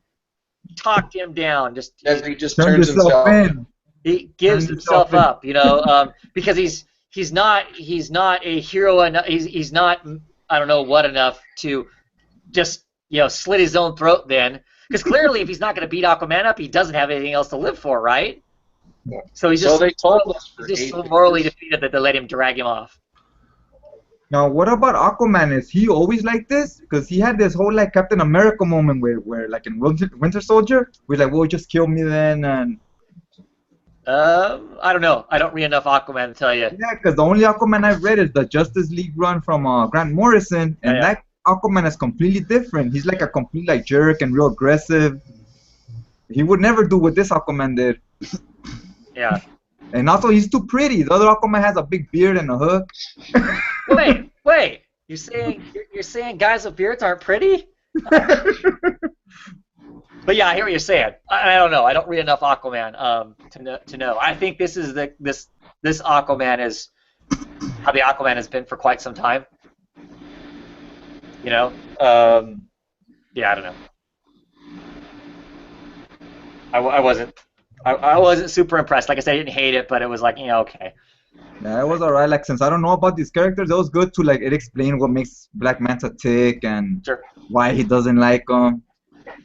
Well, we definitely needed that couple pages there to give us that understanding, because otherwise, I mean, even me, I was unsure of exactly what the beef was between the two of them, and so we anybody who's new to reading this book, you would need that. Otherwise, you would be completely lost as to what the hang-up is with, between these two characters for them to be, him to be going nuts on him, kind of a thing. So, I only have one other DC book, and that is Green Lanterns.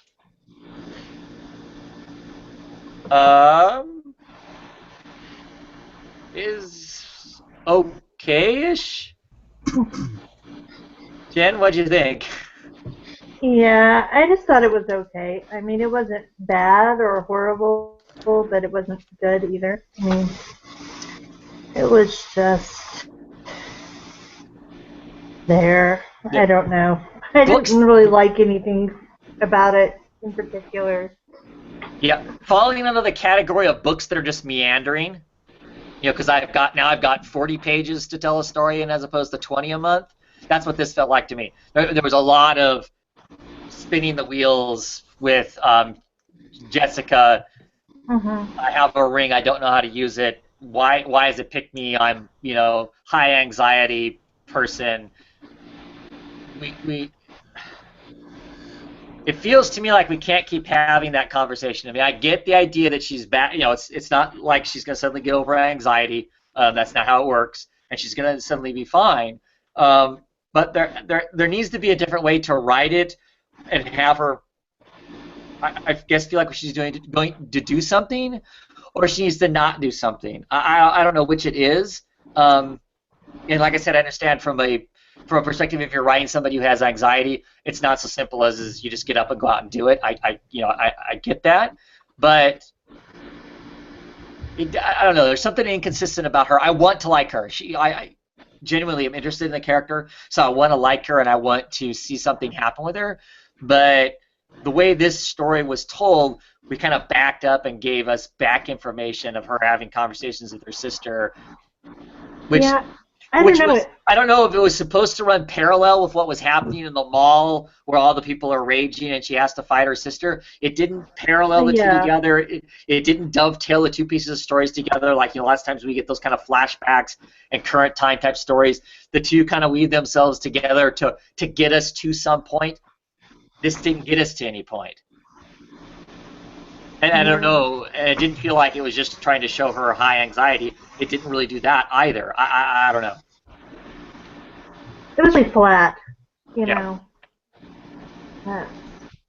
Instead, I want to like the characters. I even want to like Simon, and I want to be interested in them, fighting the Red Lanterns and all of that. But everyone seems really one-dimensional. I guess that's the problem I have with it.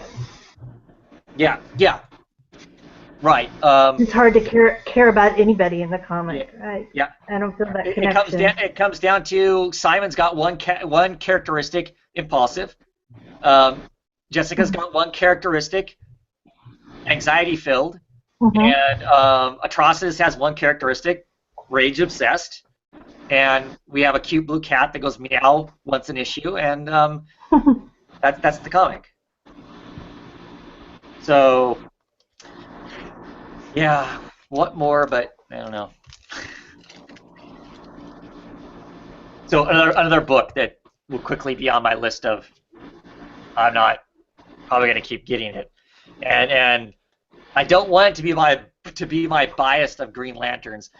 Nothing about this book has fallen yet into the tapestry of the Green Lantern stuff that starts to bore me. It's got its own reasons to bore me. So, no Hal Jordan for me to hate in it or anything like that. So, any other DC books? I don't think anything else came out, did it? Actually, I got a number one issue. It's on the very edge of DC, and I guess the best way of saying it is yabba dabba doo. Oh yes. So the Flintstones, the color variant edition, It is as silly and cheeky as a cartoon with how they play on the rock names. The art in it, as I showed, I thought was very awesome, and I enjoyed it. That it was, this very adult-style take on it, with as silly as the jokes and puns are, but then you get these notes where Fred is talking with his wife about her art, and she's like, this is what my art really means, and it's a very touching moment, and Fred says, this is the first time in our marriage that I'm really seeing this aspect of you.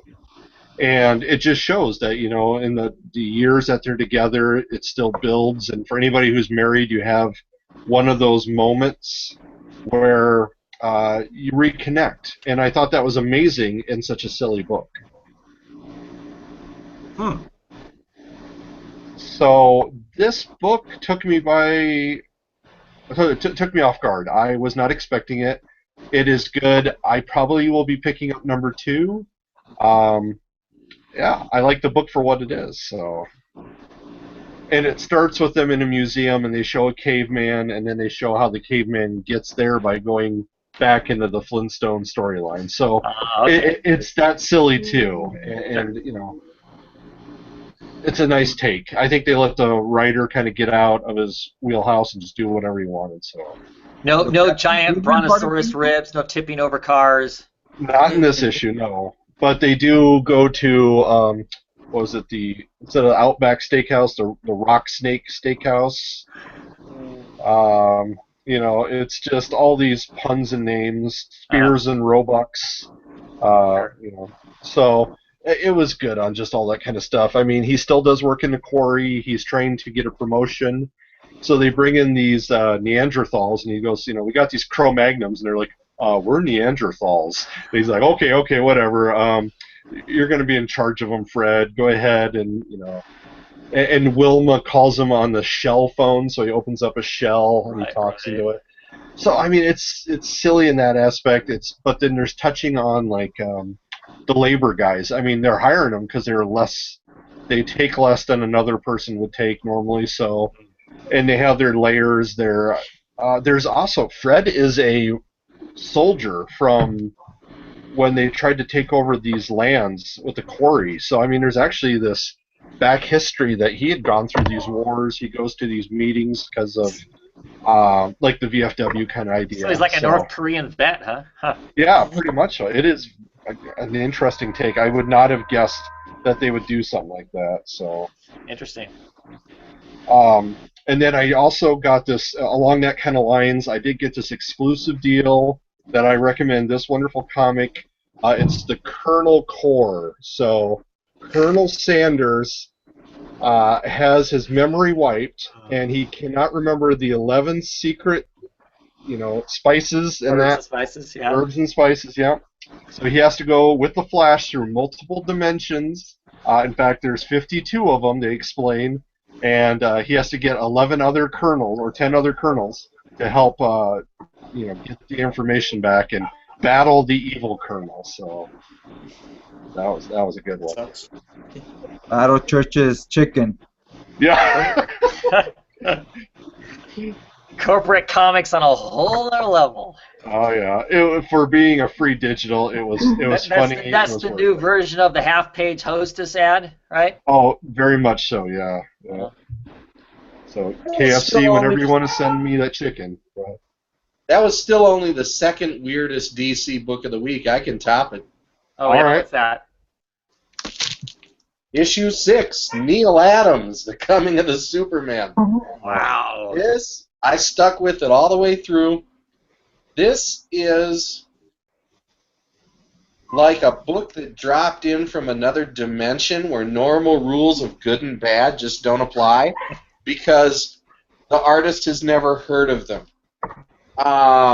You just have to take a Neil Adams comic as its own piece of... He's every bit as the outsider artist here, unintentionally, as somebody like Ed Wood or somebody like Larry Buchanan. Wow. Or one of those, B-movie filmmakers that didn't know what they were doing, but didn't know that they didn't know what they were doing. It is the worst DC book that came out this week, and also the one that I enjoyed reading the most. And I say that with no, knowing how weird that sounds. You know, I can't wait to sit there. I couldn't tell you what happened. The dialogue makes no sense. The plot makes no sense. It's got to do with Darkseid, and there was one major character, this winged demon thing, that was never even fully explained by the time it's over. Superman picks up a kid's sidekick. Him and Lois Lane go to New Krypton. All these Supermen are other guys from New Krypton. And by the time it's all over, it really hasn't been explained.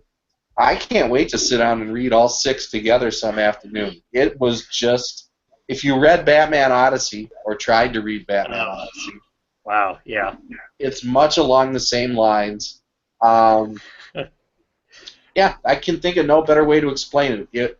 On a technical level, it's terribly drawn. I mean, Adams has no hand control anymore, almost, it looks like. And he never could write. But I enjoyed the heck out of it. I'll look forward to reading it all again. Nice. Nice. Yeah, no, I wasn't gonna touch that at all. Anyway, go ahead, Jen. I picked up Future Quest #2. Oh, my shop got shorted. How is it? And I'm still loving this book. It's good. I really like it. Allison's been reading it, and she only knows, like, Harvey Birdman is a lawyer, and Space Ghost from Space Ghost Coast to Coast. Sure. She's really digging it, so people who haven't had a lot of exposure to the characters, I think, are still enjoying it, but he likes it, so I'm definitely going to pick it up.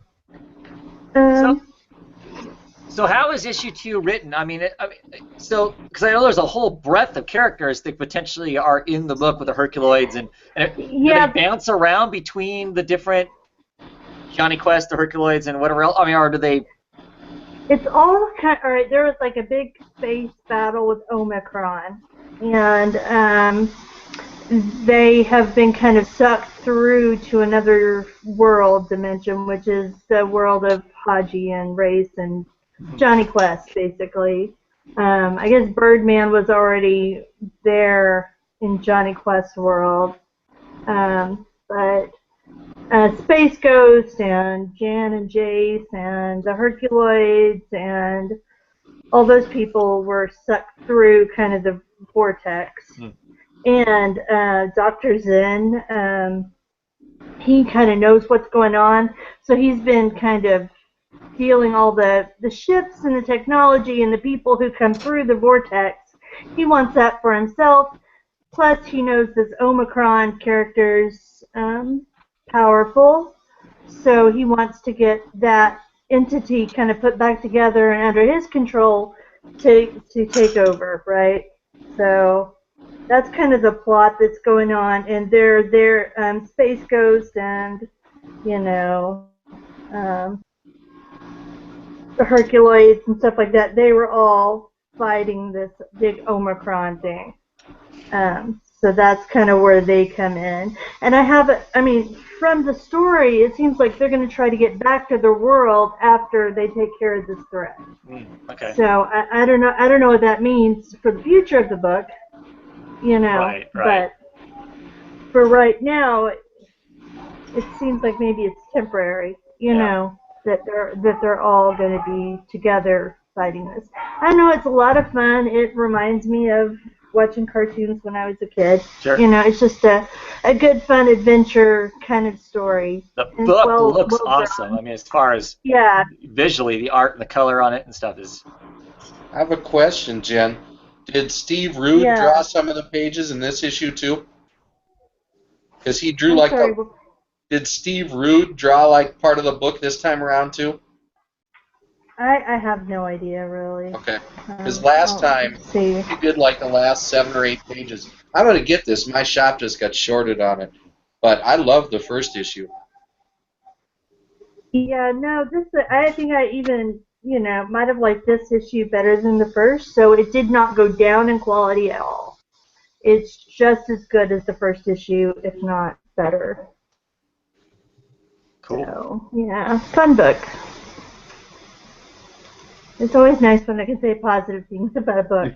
There you go. All right. I feel like I'm a downer a lot of times.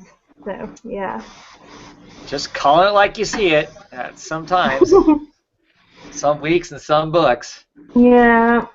So any other DC books we want to talk about? Nope. DC News? I do know that He-Man and Thundercats are going to do a crossover in October. 6 issues by Fred E. Williams and Rob Davey. And I think that's under the DC title. So Is that the same artist that did the Ninja Turtles Batman? I don't know. I don't know right offhand. Yeah. Yeah, because when I saw the pictures on Twitter, it looks like similar art. All right, it could be, yeah.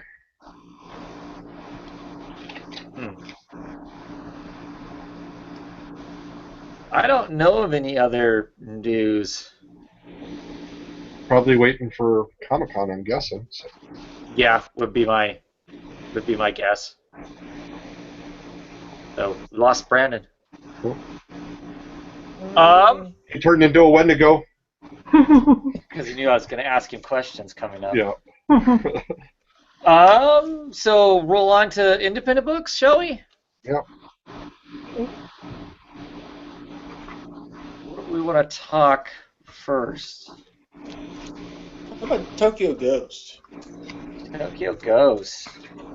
Okay. Issue number 8. Oh boy. Now, do you think that also we saw a little bit of foreshadowing what's probably going to happen with what's her name and her powers of what she can bring back? Or do you think that's the dude's gone? Whatever his name is. We've seen the demise of Teddy. Teddy. I don't know. Could be. I mean, if she has this, nature, whatever, tapping into that, she can supposedly heal like the Warlord did back in Tokyo. But there's healing. There's bringing back from the dead. I mean, it looks like he got bled out as a corpse, right? Yeah. I don't know. As far as that speculation on that, I'm not sure where this book is going to go and end. We got 2 more issues, and I don't know how they intend to end it. Are they going to land it in a way where they've destroyed everything, or are they going to land it in a way to where there's really open for them to do more some other time? I mean, we know this is 10 issues and that's it for now. But is that really for now, or is that just a nice way of not making people upset by saying that it's we're never going to see any more of it again? I don't know. So I'm not sure. I don't have a sense of how they're going to end it. If you're like me, read so much stuff, you can kind of get a sense of, this is how they're going to end this kind of a story. And I don't know what that's going to be. I don't have a feel for it to know, because usually you can kind of predict what this ending's going to be like based on, do they plan on there being more, or are they going to burn the whole thing down, or... I mean, nothing about this book and the stuff that goes on in it and whatnot would lead me to believe that there's any reason that this book would have anything remotely close to a happy ending. Is there? No. Yeah, I don't see that either. I mean, even the world is screwed. I mean, how could it get any better? Well, and the bright spot in the book, besides what was Tokyo, what was Japan, is the potential of Teddy and Debbie's relationship, which most of the time isn't even a relationship, because most of the time he's not Teddy, he's Dent, and they're not healthy, right? I mean, there's a question about whether or not. I mean, Danny hits on it here, doesn't he? Or is it Davey? It's Davey. Davey hits on it here, doesn't he? But the fact that she's codependent, she's addicted to him. As much as he's addicted to all the feeds and all of that crap and whatnot, she clearly cannot get past him either. And her argument is that she's not addicted. You just don't give up on people. You don't give up on your friends, your loved ones, or whatever. But is that accurate? Because clearly, they have the flashback as their kids. She gave up on her family. I mean, she feeds her mom pee and feeds her all kinds of whatever because they're using her rations to buy seeds and grow plants. Which, they got this happy moment. No, completely destroyed by, acid rain, kind of thing and whatnot. The book continues to get more and more graphic on the sexual, aspects too. Oh my! As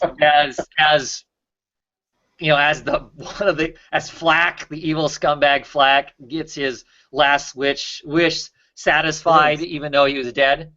Yeah. But what do you guys think? What do you think of the book? Enjoying it? Oh yeah, I'm having a blast. I love the book. It's beautiful. Yeah. So, anybody else have an opinion on whether or not you think Debbie and Teddy come out of this thing in the end, right off into the sunset, or? No, I have a couple quick points. Sure. Yeah. One thing, I love this issue, but I had one little problem, which is that, and this is a criticism, about the only one I have of Remender's writing, that you can go through all his books, is that sometimes his characters become subservient to the moralistic points he's making. And this book had avoided that, especially in Low. That's the most guilty of it. Yeah, but this book had avoided that trap until now. This issue, it did not. Where it kind of got subsumed under this "are you really codependent or not" argument, which is an interesting enough argument, but he needs practice at getting more subtle ways of making those points rather than stating them as forthright as he does. Mild criticism. Other thing, this pacing thing, this is I think he's good and dead. I don't think he's coming back, because I've seen, and I don't have it in front of me, but one of the more subtle influences on this book that's been interspersed here and there, not as obvious as like the 2000 AD influences and stuff, has been the influence of, if you're ready to believe this, a movie, William Friedkin's To Live and Die in L.A. Have you seen To Live and Die in L.A.? Oh, yeah. Okay, remember with about 20 minutes to go into Live and Die in L.A., dude gets killed. Yeah. The main star is dead, and he does not come back. William Peterson. I'd have to catalog him with the issues in front of me, but I noticed a couple little visual ticks and other hints in earlier issues that were like, hey, wait, he's throwing some To Live and Die in L.A. hints in here, especially some visual references to the famous car chase in that movie, in the earlier motorcycle chase and stuff. So I think that's where he got that idea from. And so I don't think we're going to see him come back. I think this is the last 2 issues here in a 10-part story are equivalent to the last 20 minutes in a 2-hour movie. And I think that's where, I think it's either a swipe on a bad day, an homage on a good day to that movie, to have him take him out of the picture with that much of the story left to go. Right. Well, I'm not sure exactly who the main characters of this book. Is there one? It almost feels to me like it's Debbie. Yeah, Debbie's the Tokyo Ghost. She's the title character, which we didn't find out until more than halfway through later on. But there's no question that Led is one of the 2 central characters. I think it works. I think it works. I think it worked in that movie. I think it's working here. Of course, we haven't seen the last 2 issues, so we don't know for sure. But as far as your question of does anybody get a happy ending here? No. Yeah, I don't think so either. Cool. Anything else you want to say about? The art continues to be mind-bogglingly great. Yeah. Yeah, for sure. Murphy and Hollingsworth, top-notch stuff for sure. it'll end up having me reading All-Star Batman, even though maybe I wasn't going to, just because I know his art's coming on the book at some point. So.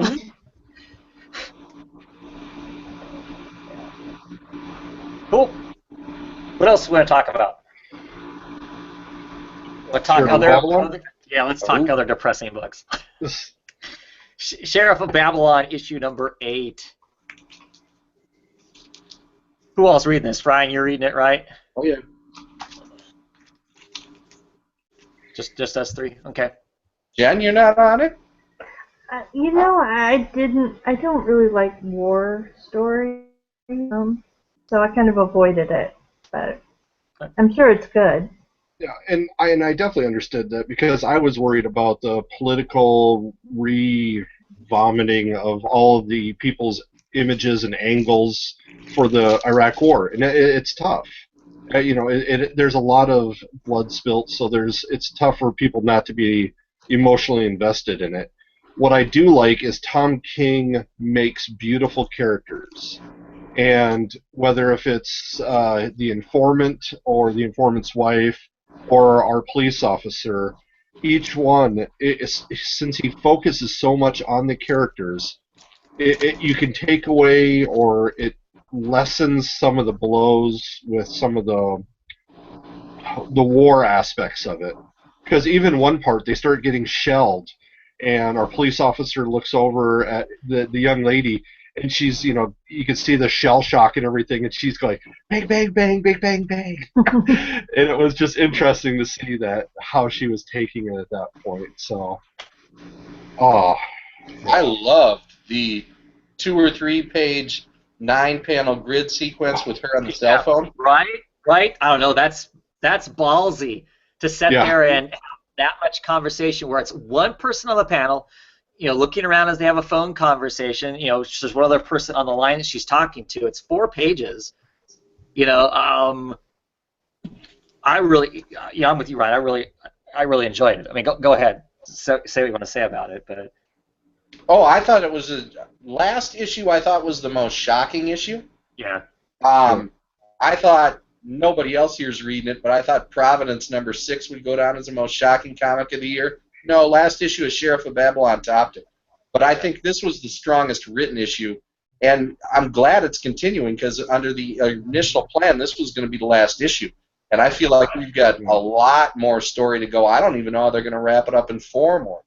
But I think that this had the strongest characterization across the board of any issue so far. I think it might have been the best book I read this week. And I read a lot of books. What issue is it on right now? 8. I think the first trade just came out. It did. This week or last week. So and I would recommend it. Yeah, Jen, it's not really a war comic so much as a noir, so much as a noir pulp style mystery in a contemporary Iraq, well, not contemporary, but 6-8 years ago Iraq setting. There's really not any discussion of the politics of the war or the strategies on the ground or anything. Right. It's more just like, this is how it is, take it or leave it, this is where the story's set at this time in this place. So that makes for unique situations that you're not going to find in any other comic, that's for sure. Yeah. But I do think there is some points that are a little difficult, like the interrogation just before this. Just the interaction even before that with the informant's wife and them. Or the discussion of Hussein's sons when they had that in there. So there definitely is political points or situations that are tough to get through, because if the whole book, and that's what I was worried about, was going to be like that, I would not have been able to read it. Mm-hmm. I mean, so both correct in that I don't think that it is it's not a political book in that it's a vehicle to deliver some sort of a clear message of this is how you should think of what was going on during that time in Iraq and whatnot. I don't think that's it. It's all much more personal than that. It's basically this group of people who are living in this situation, and this is the environment around them, and there's stuff happening along the lines of what Ryan was saying, that it's noir. There's certainly incredibly hard stuff in it, because certainly horrible things happened and are happening over there, and they don't shy away from those things. Away from the rampant murder that was going on at the time. Some of the grabs for power that are happening, and some of the chains of command, and that stuff. That's all there. So there's no flinching from that stuff, and clearly not a book for everybody. I mean, if you have whatever kind of issues with that era, I can certainly see lots of reasons for not picking the book up. But it's not a war book in the sense of we're Americans or whatever, and and it's not the other side of it either. It's not it's not delivering we were the dumb bastards over there being colonial again and trying to control a country. It doesn't do any of that, I don't think. It just basically sets this is the situation, and these are the kinds of things that happen in that situation. I like those type of stories where they're set in other countries, just what kind of lives they lead when you're in different settings and in different parts of the world, basically. Yeah, the cultural difference is just amazing to see, all the little things, the interactions that our police officer had with women and how that is done in the Middle East. Even I was just thinking there's a section in there is some nudity in this issue. And I had a friend who, as we were talking, was flipping through it and was shocked. But I mean, he's read way worse things, where it's more blatant sex and all this stuff. This was somebody who had passed away and they were washing a body. And so it was just very interesting to see, people's interactions with this kind of stuff this is what comics are. So. Right. One thing too I realized with this issue, and I don't know if this has occurred to you guys, and I hate to compare it to a comic that isn't nearly as good, but you know how Kirkman always said The Walking Dead refers to the people, not the zombies? Right. I believe the Sheriff of Babylon is the female character and not our American cop as we thought at the beginning. Right. Because she's the string puller. She's the one who's really, at the center and the vortex of everything that's going on. She is. Everything's connected to her in one fashion or another. Yep. Every facet of where this book moves and what's going on, she's, if not literally on the page central to whatever it is, she is off screen central to all of these people's lives and whatnot. They would have no association with each other if not for her. And you get the feeling she's really staying alive by staying a step ahead of everyone else. Yes. Yeah. I mean, like I said, this whole great conversation that she has, it's an odd conversation, but clearly she's having this conversation, and there's more meaning or double speak going on to the conversation that they're having.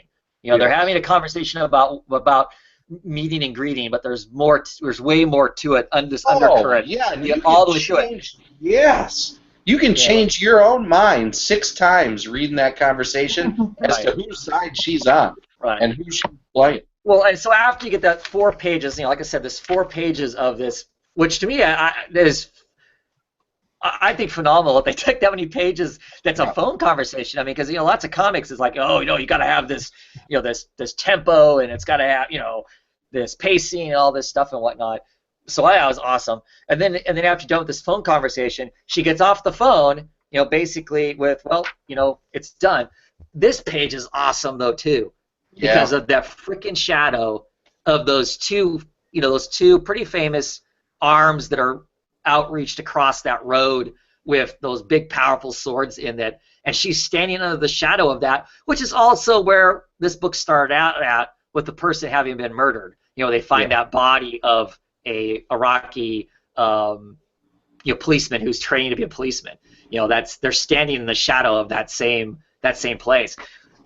To me, is awesome work too. I'm also deeply fascinated as we're burying this body in the book. The fact that the body is. Let's see if I can do this without getting us flagged here. The body is wrapped and buried in a Superman bedsheet. Mm-hmm. Which, granted, it's DC, so of course they can use their own characters in that way.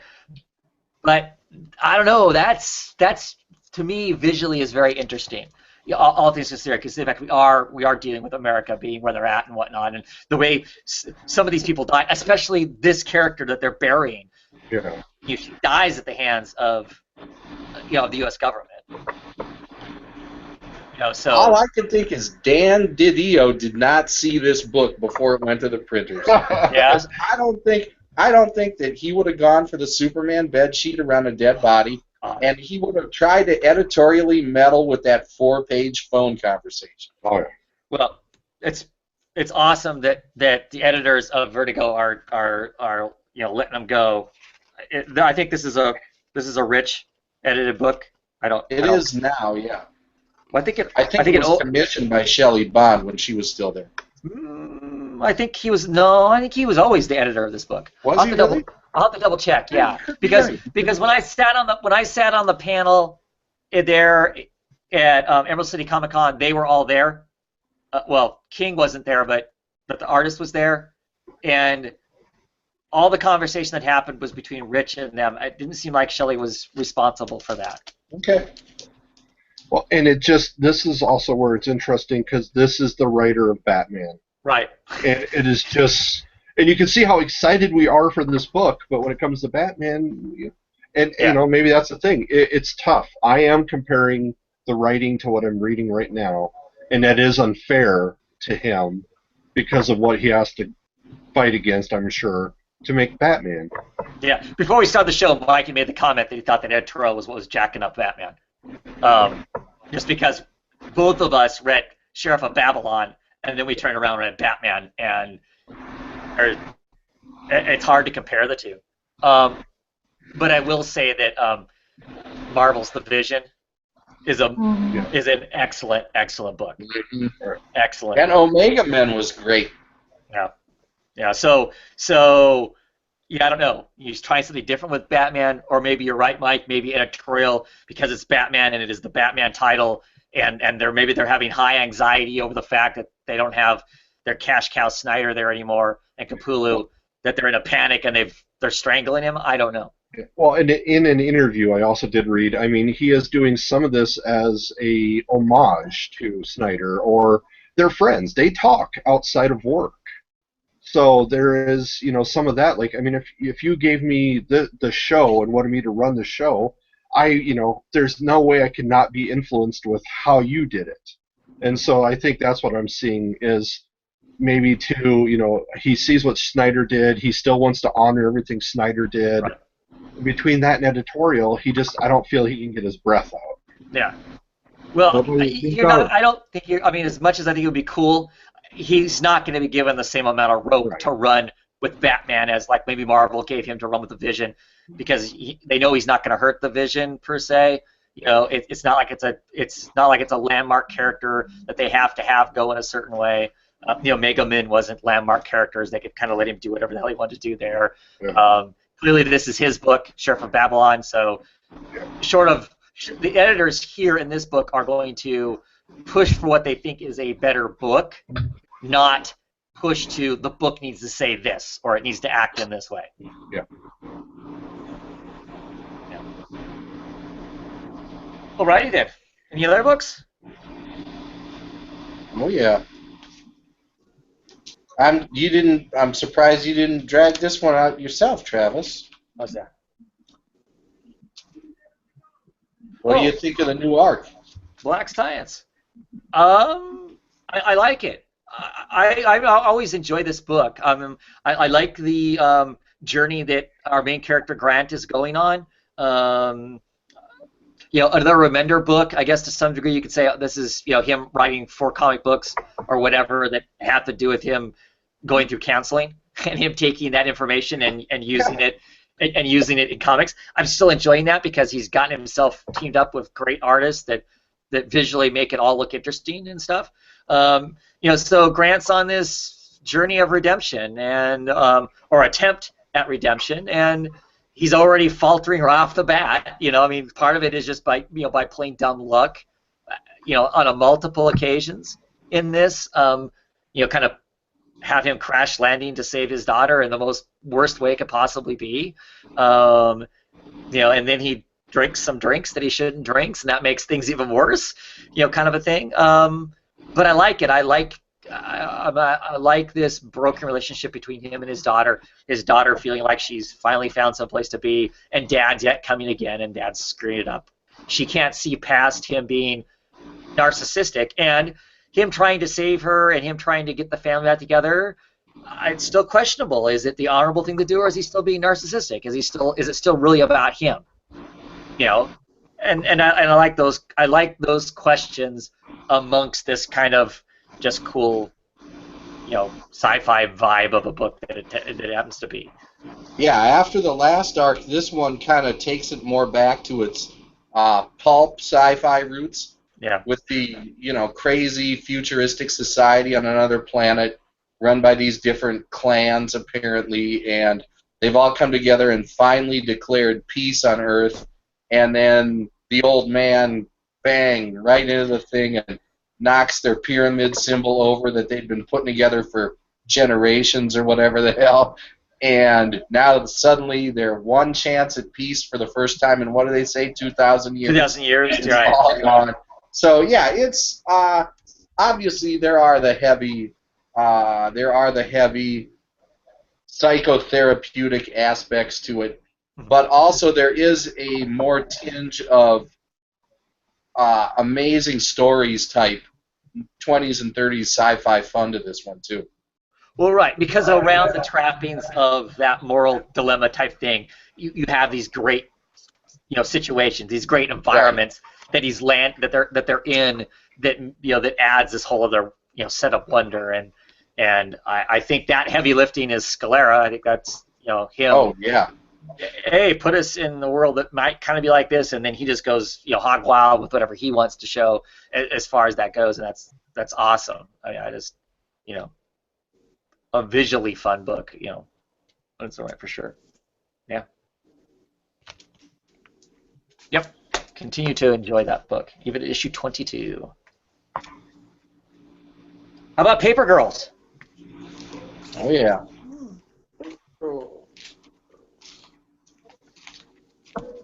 What you thinking of this book, Luke? Weird.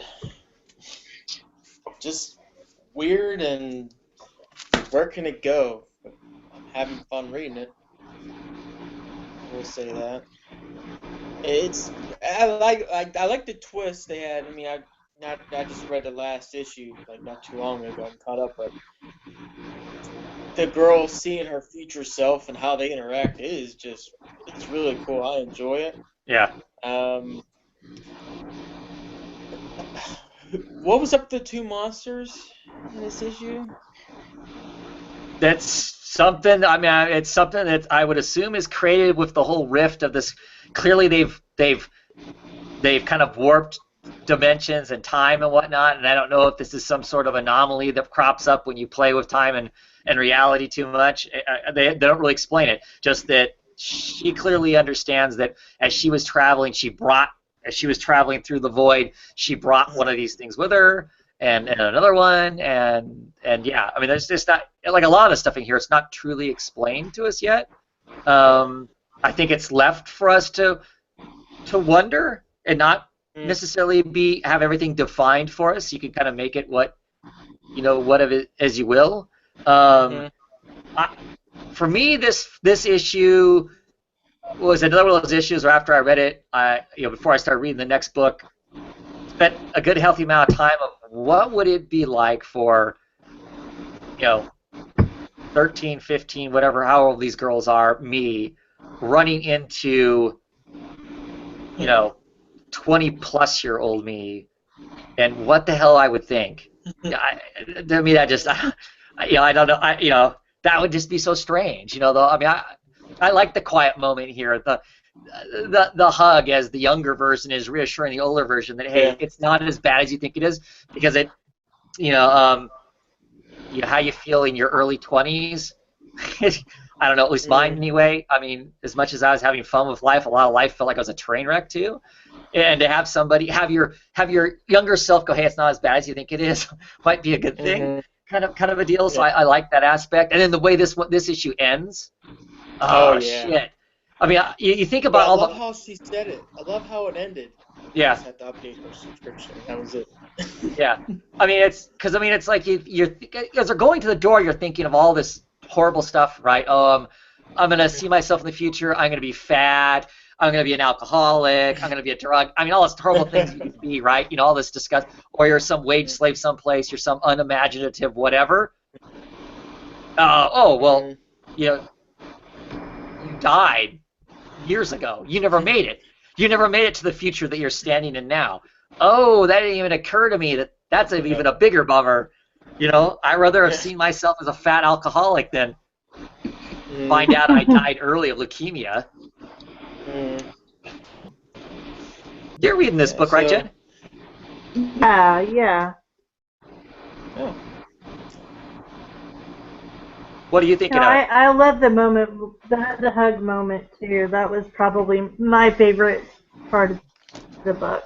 You know, and I love the book.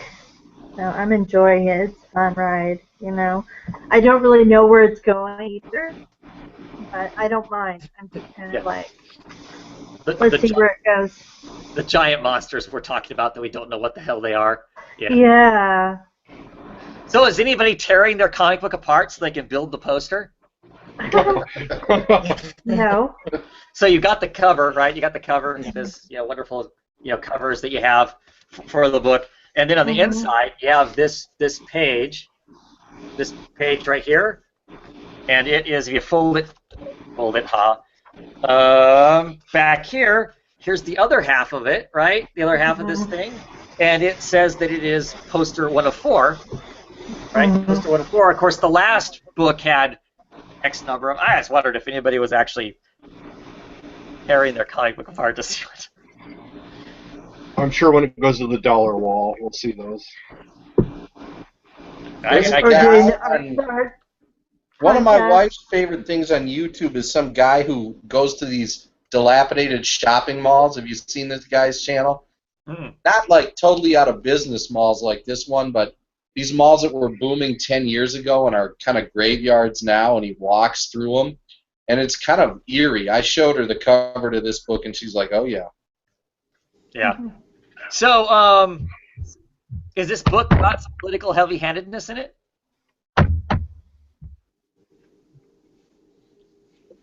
Anybody have an opinion on that? Oh, the Hillary thing? Well, you got this. You got your just a character that's wandering around taking pictures of stuff as weird things are happening. And she's of course wearing her Justice for Tamar Rice John Crawford shirt. And then later on, as the two of the kids are bicycling along, they see that Hillary for President thing, and they're like, yeah, right. The one girl's like, yeah, right on. We've got a woman president, and the yeah, right. No, we don't know that there's a woman president, and the whole conversation about there could have been 4 women president already, and the as if, I don't believe it for a second. It didn't bother me. I mean, it didn't seem like super heavy-handed or anything. It just seemed like conversations that somebody could actually have, you know. No, I was just curious. I was just curious if it was just happenstance to have that conversation, or if we felt like maybe it was specifically those things for other reasons. I think you can draw more political allegories to certain things that happen in Saga than anything in here. Sure. Well, right. But this takes less of a stretch of imagination. I mean, you don't. Yeah. This is more in your face. He's not really making any points. There's somebody wearing a T-shirt. There's a lawn sign in the yard, and they have a little throwaway dialogue. It's not like the kids sat there and said, "Hey, awesome! Let's find out who this Hillary is and go vote for her." They were just, Yeah, I was just curious. pretty incidental. I was curious. What other indie books do you want to talk about? Mike, did you get any other books? No, it was just Sheriff. Okay. Luke? That's it. Jen? I have a bunch. So Awesome. I don't know. Anyone you want to talk about? You can talk about Unfollow. Okay. Yeah. What do you think? I really love this book. It's just, Same. I love the Akira guy. You know. He's a What piece of did you work. make of the ending, Jen? The ending. The With very ending? the mask Well, guy. right. But did he go into the land of the dead, or is dude not dead, or what? He doesn't seem dead to me. I don't know. I think maybe he faked his death. I don't know. It's weird. I don't know. What do you think, Travis? Yeah, I'm unsure too, because I don't know how much of the mask and what the mask guy that's wearing the mask, what he does, how much of that is his psychosis, and how much of it is there's actually something validly weird going on. Because of course you have that leopard that keeps kind of dogging David. Mm-hmm. You know, there's been the Black Panther. There's the dragon that seems to have just crushed another person in this issue. Because isn't that the dragon? Isn't that the guy that Deacon saw at one point when they first got on the island, and he's like, "Oh, it's the dragon. He's here," kind of thing. So I don't know. So we get to the end of it, and the mask is going into the room where supposedly he does put that third eye on his, right. you know, on his But forehead. how much of that is him just being crazy, and how much of that is, you know, him actually performing some sort of metaphysical something? Right. I think there's a clue. There's a major clue. We started the issue at 134, and if you look at the end when he goes to talk to the guy on the splash page, the rich guy, what's his name? Farrell? Larry Farrell? Is that right? Uh-huh. Okay. We're down to 133. So I think Mask Guy did cross over into the land of the dead. Now, maybe he can come back out and it goes back up to 134 or something.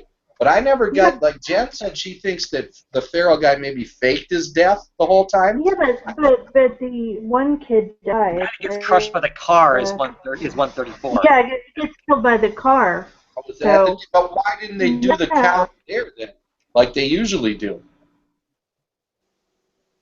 It's a good question. I mean, that's a good question. You're right. I mean, because we got the 134 at the beginning here, where the mask is getting himself dressed. And usually, when someone dies, they update the number on that panel. So, you think maybe he didn't die? But they do. They do. Visually, it's there. So the kid gets crushed by the car, right? Yeah. The dragon steps out, and laying on the ground is a phone, and it says 133 on it. Oh, all right. I missed that. My bad. So, but that's interesting. I mean, that's still an interesting thought. I mean, because I don't know. I mean, is the guy dead? I mean, he could still be dead, because he wasn't necessarily part of the. Because in the last issue, the mask talked back to the guy, right? Right. Mm-hmm. So he could be getting into the realm of the supernatural with some of this shit. And of course, also in this issue, the mask starts following him. Right. Which is kind of like a mark for death. It seems to be that's implied that's kind of like a death card. The mask starts following you, your host kind of thing. And so he's like, well, why am I suddenly getting followed? And it's like, well, because you stepped into the game so far that we're putting you in the game. So that should make the 140 tick back up by one, shouldn't it? Right. That's what I thought too. I was confused by that.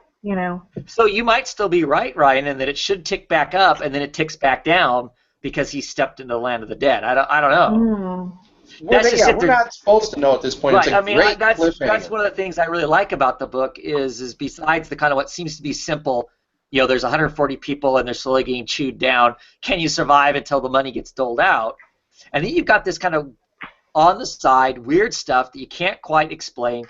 Is it just, like I said, is it just a few people, hallucinating? I mean, David was seeing stuff before he was even picked. You know, when they're the very first issue when they're robbing that jewelry store and he sees that panther crawling along and stuff. So, you know, so there's some really interesting, bizarre stuff that's going on. I'm really enjoying the ride and wondering all those questions and whatnot. I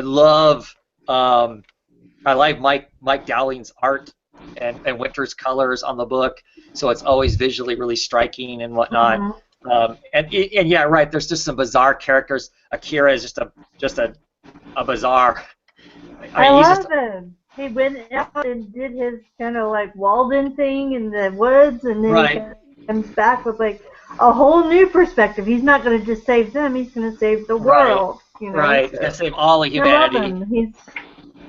And our somewhat cynical Quinn or whatever her name is, that's kind of, you know, wants to be kind of Courtney wants to be all kind of bitter and cynical because that's how she's operated for quite some time now, but is having problems maintaining that where she's at now, and her whole response to Akira showing up, you know, covered in mud and sweat and just, you know, gross and naked holding flowers, and I don't know, all those aspects of it were pretty fun too.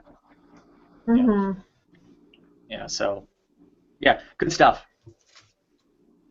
I don't, you know, have any idea how this book is operating as far as, you know, its threshold for whatever. I don't hear anybody wringing their hands about it disappearing, but I don't hear a lot, you know. Well, because it's been an option for TV. Oh. Yeah. So in the case of this book, because it's option for TV, they want to maintain it. Right. The sales are very poor. So they can double value. Yeah, well, the sales are very poor. It's like 4,000 something. Any idea what the trade's like on it? Yeah. What's that? Any idea what the trades are like on it? Because that's where Vertigo kind of banks itself. Oh, yeah, I don't know about the trades, but I saw, yeah, the last sales figures, it dropped out of the top 300. It was 4,800 or 4,900, but it's optioned for TV by ABC, of all things, which is weird, because ABC Marvel. But it's not like one of those will it or won't it happen deals either. They've ordered a full season of scripts already. Crazy. Which is I don't know.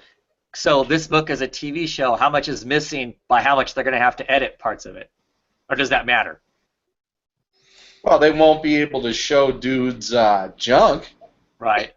But, you know, it's not going to be on cable. It's going to be on the ABC network, so they won't be able to get away with certain things. But beyond that guy walking around naked all the time. That's probably the biggest thing they would. Well, that and the S&M scene with the mask, they'd have to edit that. Oh yeah, but that doesn't, unless there's something hidden in there, that doesn't seem terribly important. Right. Well, and you know it's not going to be exactly the same story anyway, right? Yeah. Because they always change that stuff. Wow, I'm just really surprised that it's selling so low. Yeah, but all the Vertigo books sell like that. Vertigo sales are in the tank. Yeah. So except Lucifer. What's that? Except Lucifer. Right. Somehow. Yep. That TV show is giving it a bump. You think? Well, and I think that there's still enough hardcore Gaiman Sandman fans out there. Right. Well, and old Lucifer fans, the people who read Lucifer in the past. Yeah. That can keep it going. We aren't all dead yet.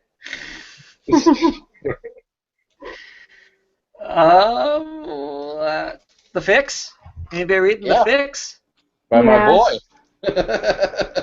Nick Spencer. Yeah, your boy. Your boy. So is that your refer to everybody who's blocked you on Twitter? You didn't block me. Oh yeah. Oh okay. No, you didn't block me. Another story for another time. Yeah. Right. But yeah, that book's that book is a boatload of fun. Yeah. No question. So the cover is misleading, obviously. I thought maybe we were actually going to get in a plane and see some silliness there. That never actually happens. But we finally do bond with Mr. Pretzel. That finally happens. This is another issue where lots of it is kind of a laugh. You kind of laugh at just how kind of pathetic this Joker's life really is. You know that it's a lot of his relationships are based on fallacies or not, and are not maybe 100% genuine and stuff. They write this kind of, here's this moment where he finally bonds with somebody. It's the dog that has hated him up until this point that he's bonding with and everything. And then you get this last page and you're just like, oh, holy shit, what just happened? It went from, oh, they're going to smuggle something cute through LAX, right? Drugs or whatever you're figuring, right? No big deal. Another day of drug running business. That last page puts a whole new level of weight in the book, doesn't it? Could. Could? Well, depending on how they play it. Yeah, I guess they could end up being as ridiculous as everything else, right? Yeah. But this issue leaves it feeling very heavy, though, for me at the end of it. It's just like last issue number 3. Despite the kind of silliness that goes on in it, the violence, the actual, honest to God, not ridiculous violence, not poking somebody in the eye, but actual death that happens in it, seemed kind of shocking for how tongue-in-cheek, and ridiculous the rest of the book is. I can It's a fair point. see that. So is it gonna be like that more? We're gonna have all this kind of you kind of laugh at how pathetically ridiculous and how ironic some of the stuff is, and then we're gonna get slapped with these high dose of reality to go in along with these kind of silliness. I'm certainly enjoying the book. I'm not criticizing it. I just think it's a curious how we've suddenly, because the first issue just to me was just a ridiculous over the top where I'm about wiping tears out of my eyes because it's just so absurd, them creating all, trying to sell every adventure they go on as being a porno or whatever. Just how ridiculous that all is, and then to have this had that. Yeah, took a different turn, that's for sure. I like that they gave this other guy his own issue after they gave the other thing. And did I miss this before? Was I forgetting? I was shocked to learn this guy has an old lady at home. Right. No, we didn't know that. We didn't know that. That's new information. Clowns were single. Yeah. Yeah. The fact is, yeah. And the whole fapping thing. Oh yeah. That was very funny. Well, it just clearly their relationship's a bit odd anyway, because he starts to get aroused by her scolding him and stuff. That whole part of the conversation, he's like, "Well, what am I supposed to do now?" And she's like, "Well, just look at your dirty pictures," as she, walks off, kind of a thing.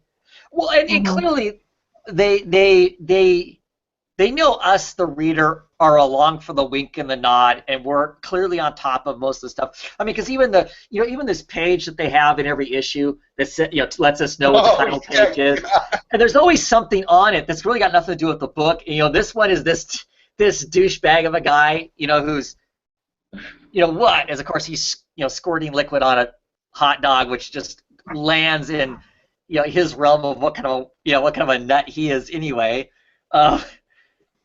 On a number of levels, but and this guy, the head honcho of the Josh, organized new crime, age gangster.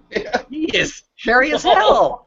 Oh, I have my 2 sweet rescue dog pit bulls. You think, oh, we're gonna get this nice scene about about how pit bulls really aren't the dangerous dog that they get billed to be, which is fine. I don't disagree with that. And then of course you get all these loving scenes of them having a birthday and them being married in the park, eating some corpse. I don't know, just oh. And then when he's like, "What's a dog's name?" and he goes, "Mr. Pretzels," and he freaks out at the junk food industry. Because he's this giant, organic, He's a new ager, basically. let's make everything out of kale kind of. It's just, there's a lot of funny stuff in the book. It's just, it's very smart and funny. I don't, I like it. I like it. It's funny. What else? What else do people got they want to talk about? I got a couple. If Jen's not. Anybody else on this one? Midnight of the Soul? No. Shaken? We were talking about pulp noir stuff a little bit earlier. Sure. In my mind, he's still the master of it in comics. This is we've got a typically morally dubious Chaykin lead character who looks just like Reuben Flagg and the Shadow. Right. And Buck They all look the Rogers and same. which is basically, apparently, Chaykin bases that on how he looked when he was like 30 years old, Really? 25 Okay. years old. Yeah. So this guy is a shell-shocked World War II vet, and he's trying to pursue a career as a pulp sci-fi writer, and he's been self-medicating because he's got horrible memories of the camps and stuff. And his old lady's stepping out on him with a jazz musician who turns up dead, and he finds out about her cheating, and he's heading into New York to, I said morally dubious, to kill her, and he's stumbling into a bigger trap than he could have possibly seen coming. Chaykin's art is a little bit like Adams. I don't think his hand control's as tight as it once was. You know, he's 70 now, but it's still recognizably his style. Is he really that old? 70 years old. Wow. Okay. Yep.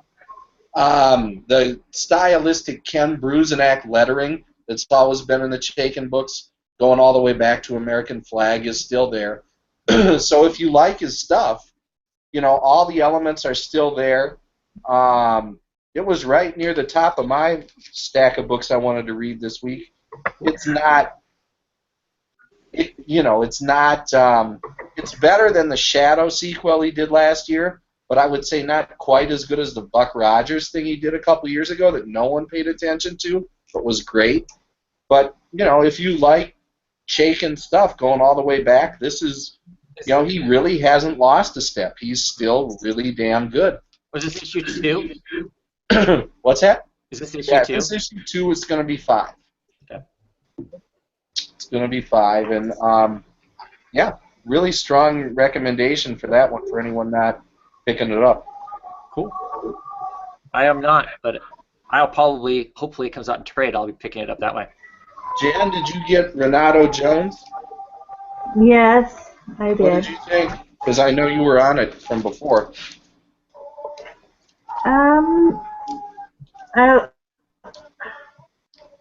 I like this issue better than the other issues, but I think I'm going to be dropping it. Are you? Because it's just not for me, you know. I don't know why. it just isn't, you know. It's not for me. And the art's not bad, and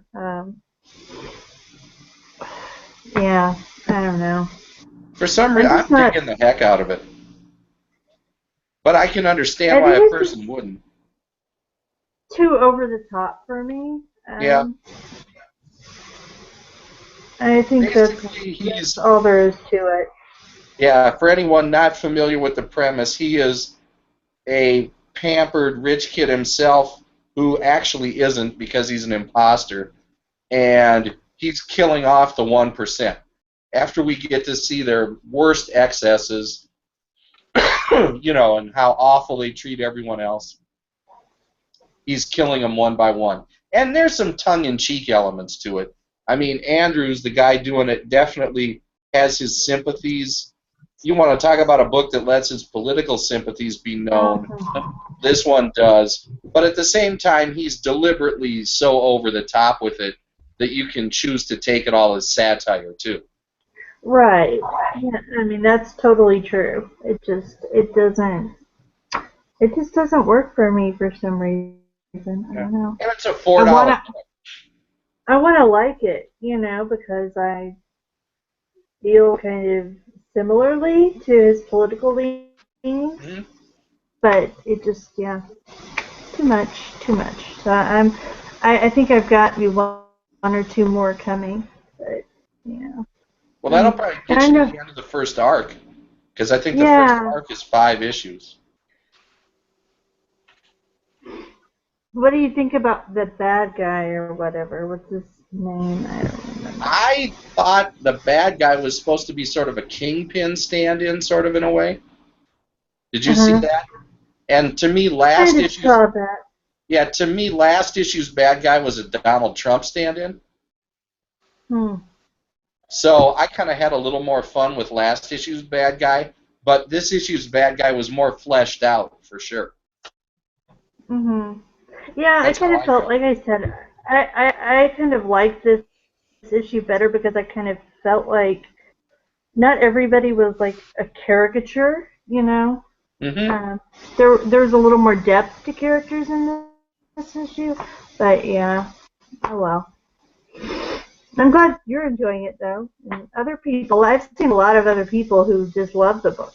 So I'm having a blast with it. I mean, I don't take it totally seriously, but I think it's, I think it's a whole lot of fun.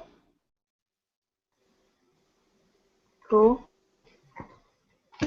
Anybody pick this one up? I didn't. Oh. Tim? It was just okay for me. It wasn't a bad book. The two girls, I guess, Kim and Kim, are bounty hunters. And basically that's what the story kind of revolves around, them, trying to get they go on a bounty hunting thing, and then the contract that they had was kind of dissolved because the person that they were picking up wasn't really the person they needed to get, right? So they're broke again and trying to find, another money, deal to get into. And, there's like boyfriends from the past. I don't know. It's kind of strange. It's kind of like sci-fi, kind of like maybe a little bit like I don't know, kind of like Hitchhiker's Guide to the Galaxy in a way, where you have like different species and stuff like that. But one of the girls is transgender, which is a little bit interesting. So I'm gonna stick with it for a little while, but I don't love the art that much. And the story was pretty simple. It was kind of fun, They end up getting one of the ex-boyfriends or whatever is trying to help them out with a contract, and so they decide it has to do with her father. I don't know what the deal with the father is, but yeah, so they decide to go complete the contract anyway, by themselves, and kind of like underhandedly do it that way. And the guy that they go to pick up is like some octopus monster from the 12th dimension. I don't know. It's weird. It's weird. I'm not sure I'll stick with it for very long. It's Is that from kind Titan? of feels like maybe they're. It is Black from Mask, Black isn't it? Mask. Oh, all right. It's Black Mask, yeah. I feel like the writer, maybe just the writer, it felt like there was some amateurness to it, and to the dialogue and just the story in general. So I don't really know the writer, but it just felt, I don't know. That's a sign it'll probably have a good long run. Nailbiter is one of the most amateurishly written comics I've ever seen, and they're on like issue 23 or 24. And everybody loves it. I mean, I think it's see, okay. I'm still buying it, but it needs editing. Yeah, I'm not a fan of the art. That's why I didn't get it. The A art little bit is, cartoony. it's very cartoony. It's very cartoony, and it just doesn't have, I don't know.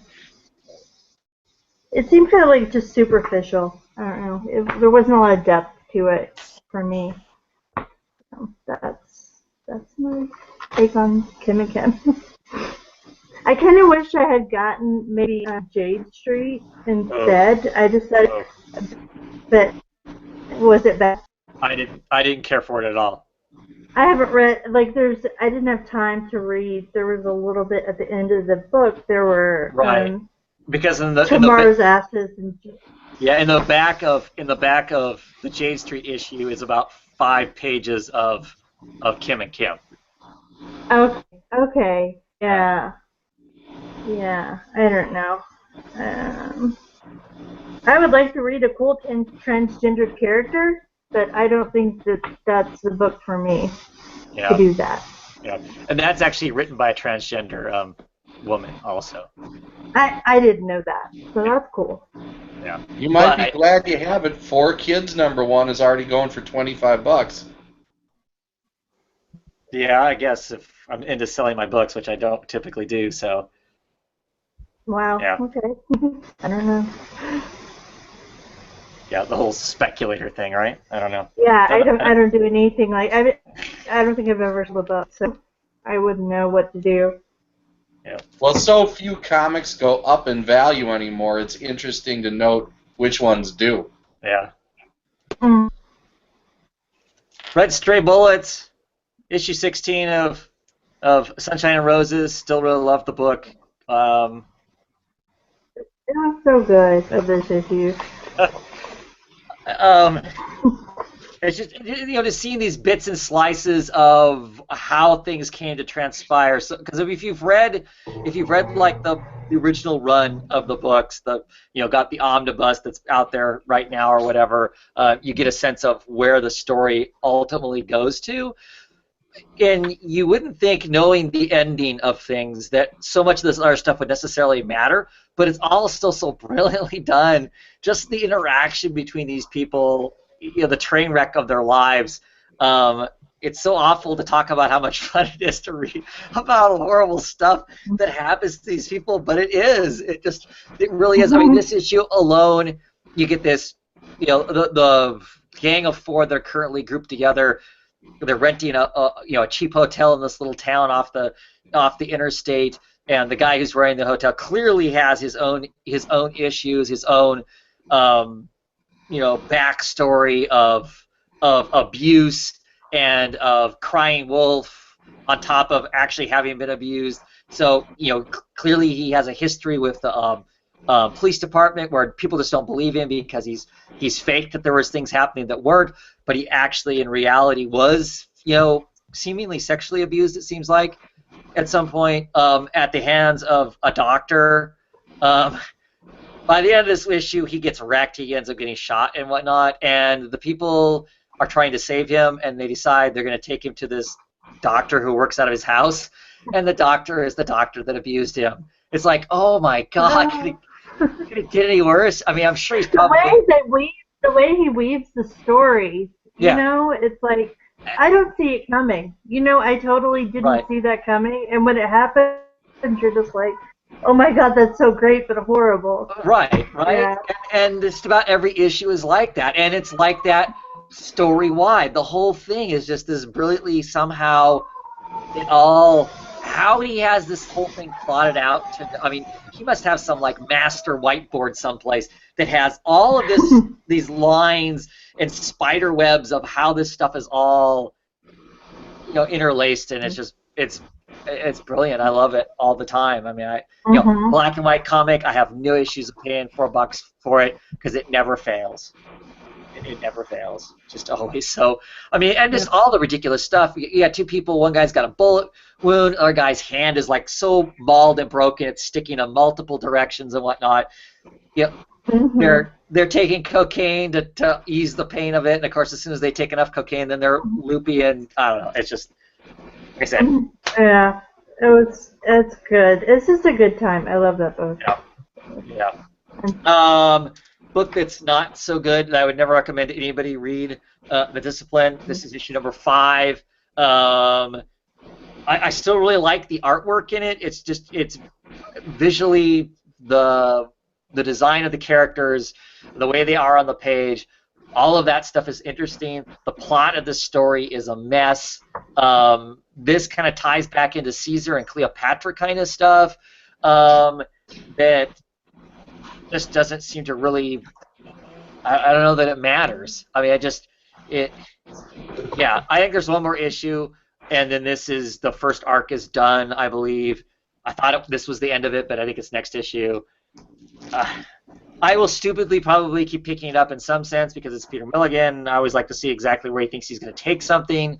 But between this and New Romancer, whereas I used to be a pretty faithful, he puts it out, I'm going to get it. Now I'm starting to wonder.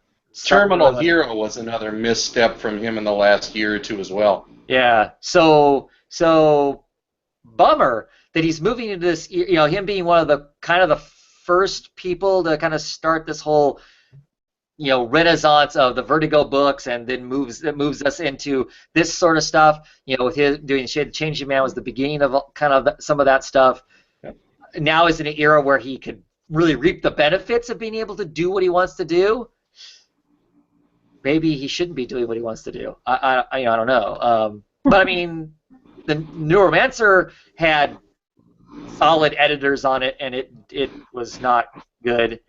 You know, this doesn't really have the same sort of editing on it, and it's strange. I mean, it's 50 Shades of Grey gone wrong, and I do not have a high opinion of 50 Shades of Grey, so. Yeah, it's like I said, it's weird though with Milligan. Every few years he just comes up with another great one out of nowhere, you know. Right. Now, I mean, you don't want to miss out on the next Enigma or something. Right. And I like the names too. I really enjoyed that, and that was by the exact same creators. All whoops, careful what I show here. But it oh darn it. Yeah, I can't really show any more pages. But the same exact creative team was on the names, and I enjoyed it. I enjoyed the oddness that was in it. Like I said, I really liked the art. The Leonardo Fernandez and Chris Peter, I like that. So, but like I said, would not recommend this book to anybody. Know how, unless you're titillated by badly conceived S&M moments and other sexual moments and whatnot, then it maybe is for you. If you don't care about the plot itself, but just the situations, then that's probably okay. It's drawn well. I'll give it that. But and the last book I picked up was Revival, issue number 41. Oh my gosh! I really enjoyed this one too. I finally read it on time, so we can talk about it. But, yes.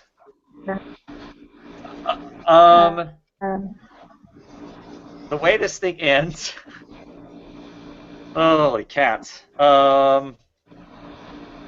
Yeah. So is the next? I mean, yeah. This is the last page. Yeah. The last page, it says the final issue of the Rural Noir by Tim Seeley and Mike Norton. Everything dies. Oh wow. So, the last couple issues, it feels to me like the art has simplified. It's not as textured and whatnot, and I'm not sure if I saw a tweet by Mike Norton making the comment that he was trying to get through the last of this work he had to do.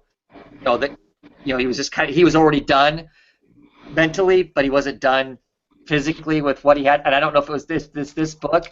I know that he does other work and other stuff, because I don't know what the sales are on this book, so I don't know if he does the other work because he really needs it to pull in the money that he's not getting from maybe this. But I still really like the story. The art wasn't bad in this. It is becoming the ultimate train wreck as you can only keep a city trapped for so long before it starts to truly come apart at the seams. They've been trapped for almost a year, and the riots are starting to happen. People who have nothing to do with anything that's going on are getting shot now. It is a huge wreck. But I'm really curious to find out how it all happens. Especially with Emma, she's a reviver, somebody that's died and come back. She's pregnant. She's actually looks like she's coming to term with her pregnancy. What does that mean? If they're dead and they just regenerate, how is the baby growing? What is that all going to be? Man, good stuff. I'm so excited. Happy to see long-term book. I mean, it's coming to an end, but it's coming to an end on their terms. They've told the stories that they wanted to tell. 41 issues. Man, it'd be cool to see more independent work that is told in a long format, as opposed to I gotta get it all in the first 6 issues because I don't know what's going to happen after that. Yeah, I agree. I didn't read Snot Girl in the back at all. No. Yep. No interest. So I got one My other wife book. wants me to pick that one up for her. Yeah. Yeah. Oh, Revival? No, No, Snot. it's not Girl.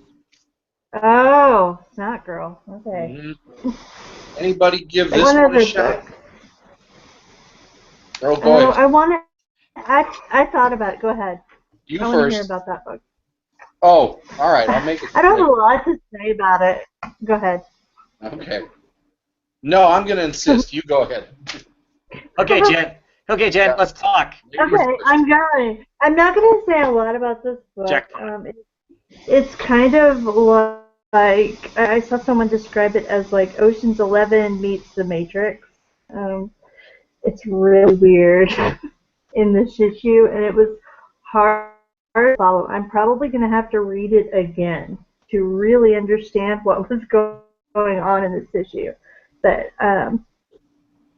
you know, at first, the first issue was kind of like they were all a group of people doing this heist, and it was like kind of fun. And then in the second issue, we get the girl kind of gets some powers, to have some powers or whatever.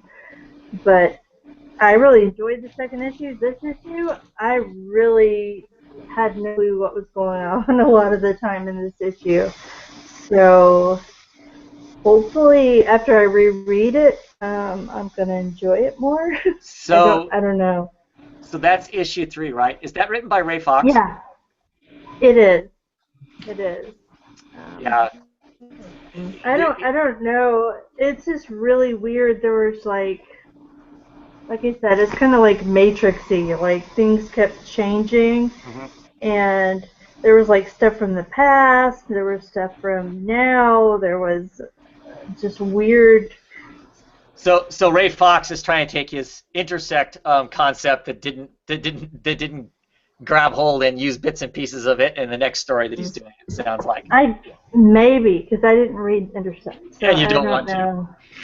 But I don't know. I mean, this was pretty confusing for me. If it doesn't like clear up, then I'm probably gonna just drop it because it's not that good that it's worth,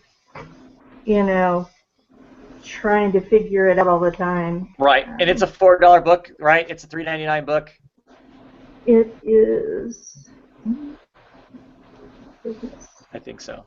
Okay. Yeah, it's a $4 book. Right, So it's, and even with our discount, even with me and Jen's discount going through Discount Comic Book Service, we still pay a premium for that. Well, premium for Discount Comic Book Service for that book. For whatever reason, it's one of the companies, the smaller companies, we get the least amount of discount on. So yeah. Yeah. Yeah, I don't know. I like the covers quite a bit. The covers have been pretty cool. But yeah, I don't know of that book. So go ahead and tell us about your book. Oh, Throwaways? Mm. I was kind of psyched for this one because I'm not familiar with the artist, Steven Sanders, but I do like his work in here. And the writer is Caitlin Kittredge, who did Coffin Hill. And I liked Coffin Hill a lot. Yeah. Yeah, me too. I thought that was a really good book, really from start to finish. I don't think it lagged at all. I think it stayed good for, about 2 years, however long it went. So I was psyched for this, and she's working well outside her wheelhouse. This is not any kind of supernatural horror. This is like an espionage, spy, Manchurian Candidate type of sort of thriller. Only our two main characters are this guy here, who is like... Well, let me try the other side. Hold on. Can you see that now? I can see a bunch of cards. Shit, when I hold it. Okay. Yeah. He's like a crust punk, if you can't tell. Yep. They still have such a thing as a crust punk? I mean, is that a term anybody would know anymore? Probably not. Okay, but you know what I'm talking about? So he's a homeless kid on the streets of San Francisco with his girlfriend, and then the other main character is a woman who's an Afghanistan vet who's obviously got some kind of PTSD but doesn't admit it. And the punk kid, our Mohawk friend here, has powers that are as yet undefined, and the young lady from Afghanistan doesn't seem to have these superpowers, but sure can fight. So at the start, they're kind of pinned down behind a car by gunfire, and then the rest of the issue kind of follows that old cinematic trope where for a couple pages they'll show you flashbacks leading up to where they are now, then they get back to the fight. It's been done more effectively. The dialogue is good in the book. The art's nice. I like this guy's style. It sort of has that DIY punk aesthetic to it, including the lettering, which I like. But script-wise, like the first 3 or 4 pages are the best of the comic, and it goes downhill from there. They're supposedly tied in somehow. The premise goes to the CIA's, here we go, Travis, roll your eyes, MK Ultra program, okay, but they don't say to what extent or how so far. So we'll see what that's all about. I mean, you can probably guess, given my interest in life, that sounded like it was going to be right up my alley. And I'll probably give it another issue or two, especially because it's a $2.99 book. But I have to admit that given the writer and the quality of her other stuff, I really expected a better, more engaging story than we got here, because it starts off with a bang, and then it just kind of works its way downhill all the way to a really dull cliffhanger that doesn't grab you at all. Huh. So I was a little, and then yes, a 4 or 5 page Snot Girl preview at the end. Right. So I was disappointed. I was expecting a little better, but given who's working on it and the fact it's a little cheaper, I will give them another month or two, just to see how it goes. I didn't pick it up because I decided I wasn't really interested in the premise of it. I mean, I like the creator too. I like Sure. Katie, but I decided that I wasn't going to pick it up because to me it sounded like it was kind of like spy mixed with super soldier kind of a deal. And yeah, it's hard to say. It could go in a lot of different interesting directions, but it didn't feel like it went in any of those directions in this first issue. It just felt like it lost steam all the way through. Sure. So, is it a waste? No, but I would wait. If you're thinking about on the fence about it, Jen, I would wait because it's not going to sell out or anything. I would wait a couple issues and see if you start hearing some better things before you decide you want to jump on. But one book that I am glad I stuck with that I almost dropped after the first issue is this one here, Cinema Purgatorio. This is an anthology series from Avatar that has a murderer's row of creators. The main story in each issue is by Alan Moore and Kevin O'Neill. I mean, League of Extraordinary Gentlemen team. Right. Then we've got another strip. It's an anthology, so every one is 8 or 10 pages. There's a thing called Code Prue by Garth Ennis that's really good. Kieran Gillen has a strip running through it called Modded that's not grabbing me that much so far. And then there's another one, A More Perfect Union. This is a Civil War themed story by Max Brooks, which is probably not a name that means a lot to a lot of comics readers, but, creator of World War Z. Right. So there's, it's like I say, it's a murderer's row of talent on this book. There's another one by The Vast by Christos Gage. But after the first issue, that first Moore O'Neill story was one of the most bland, dull, throwaway Alan Moore stories I'd ever read. And I was thinking about dropping it, and I stuck with it for the next 2. They're on 3 now, and it just keeps getting better and better. And the other stories are picking up too. This is a heck of a good book. Who puts that out? It's Avatar. That's why I don't pay attention to it. Okay. You just don't mess with Avatar at all? I did for a while, and to just kind of decide I wasn't caring for the product that they're putting out. Yeah, well, they were kind of putting out second-rate stuff from first-rate creators for a while. Was Well, sort of their MO. Well, I didn't like the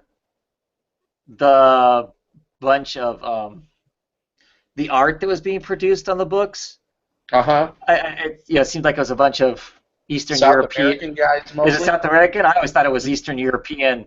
They got you know, some of that, but a lot of South American. Where they're paying them, I would assume, a much lower rates. rate. Yeah. Slave labor to create their books, and they all start looking the same. They all just kind of had the same.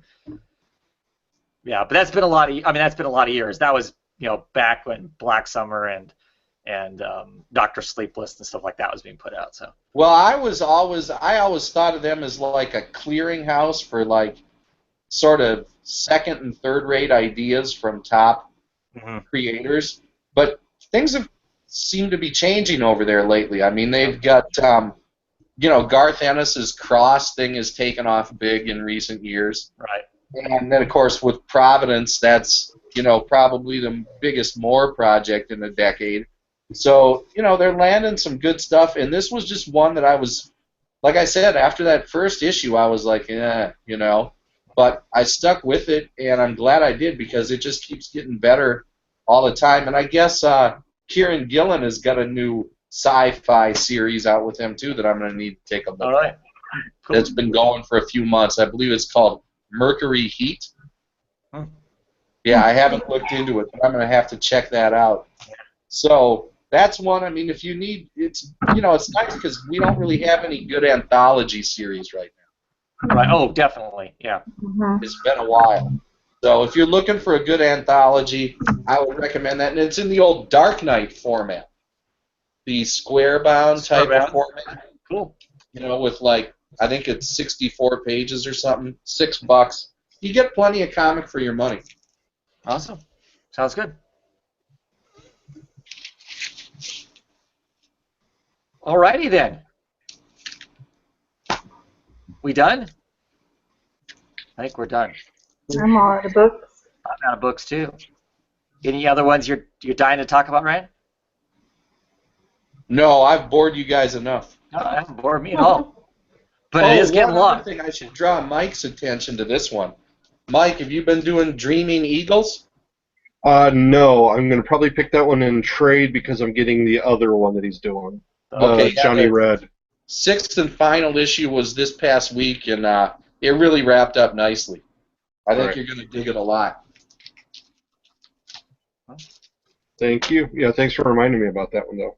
Yeah, I couldn't remember if you were on it or not, but I know that you like aviation-type stories a lot.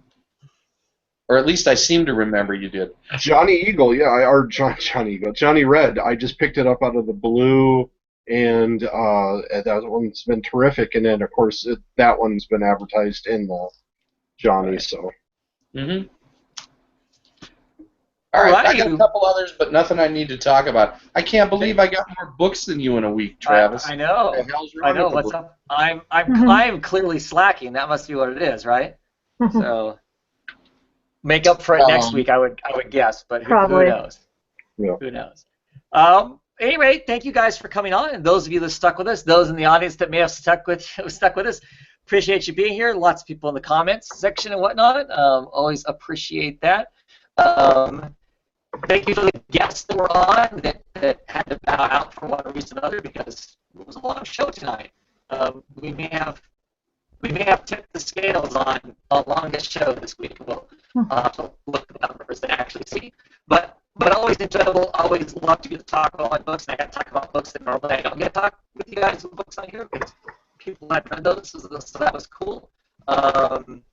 I'm sure next week we'll have lots of good and interesting stuff going on with it too. And we'll be back then. Yeah, next week will be a challenge for me too. I actually, for 2 weeks, I'm working on Saturdays, so it'll be interesting to see how many of my books I get read when I lose even more time to get to read. But okay, I'll be here anyway. After having 7 people on tonight, like I said, I fully expect to show up next week, and I'll be the only person here. But I'll be pleasantly surprised if other people make it too. So with that, once again, thank you guys much for coming on. Thank you, everybody who's watched, and we'll see you next week. Have a great one, everybody.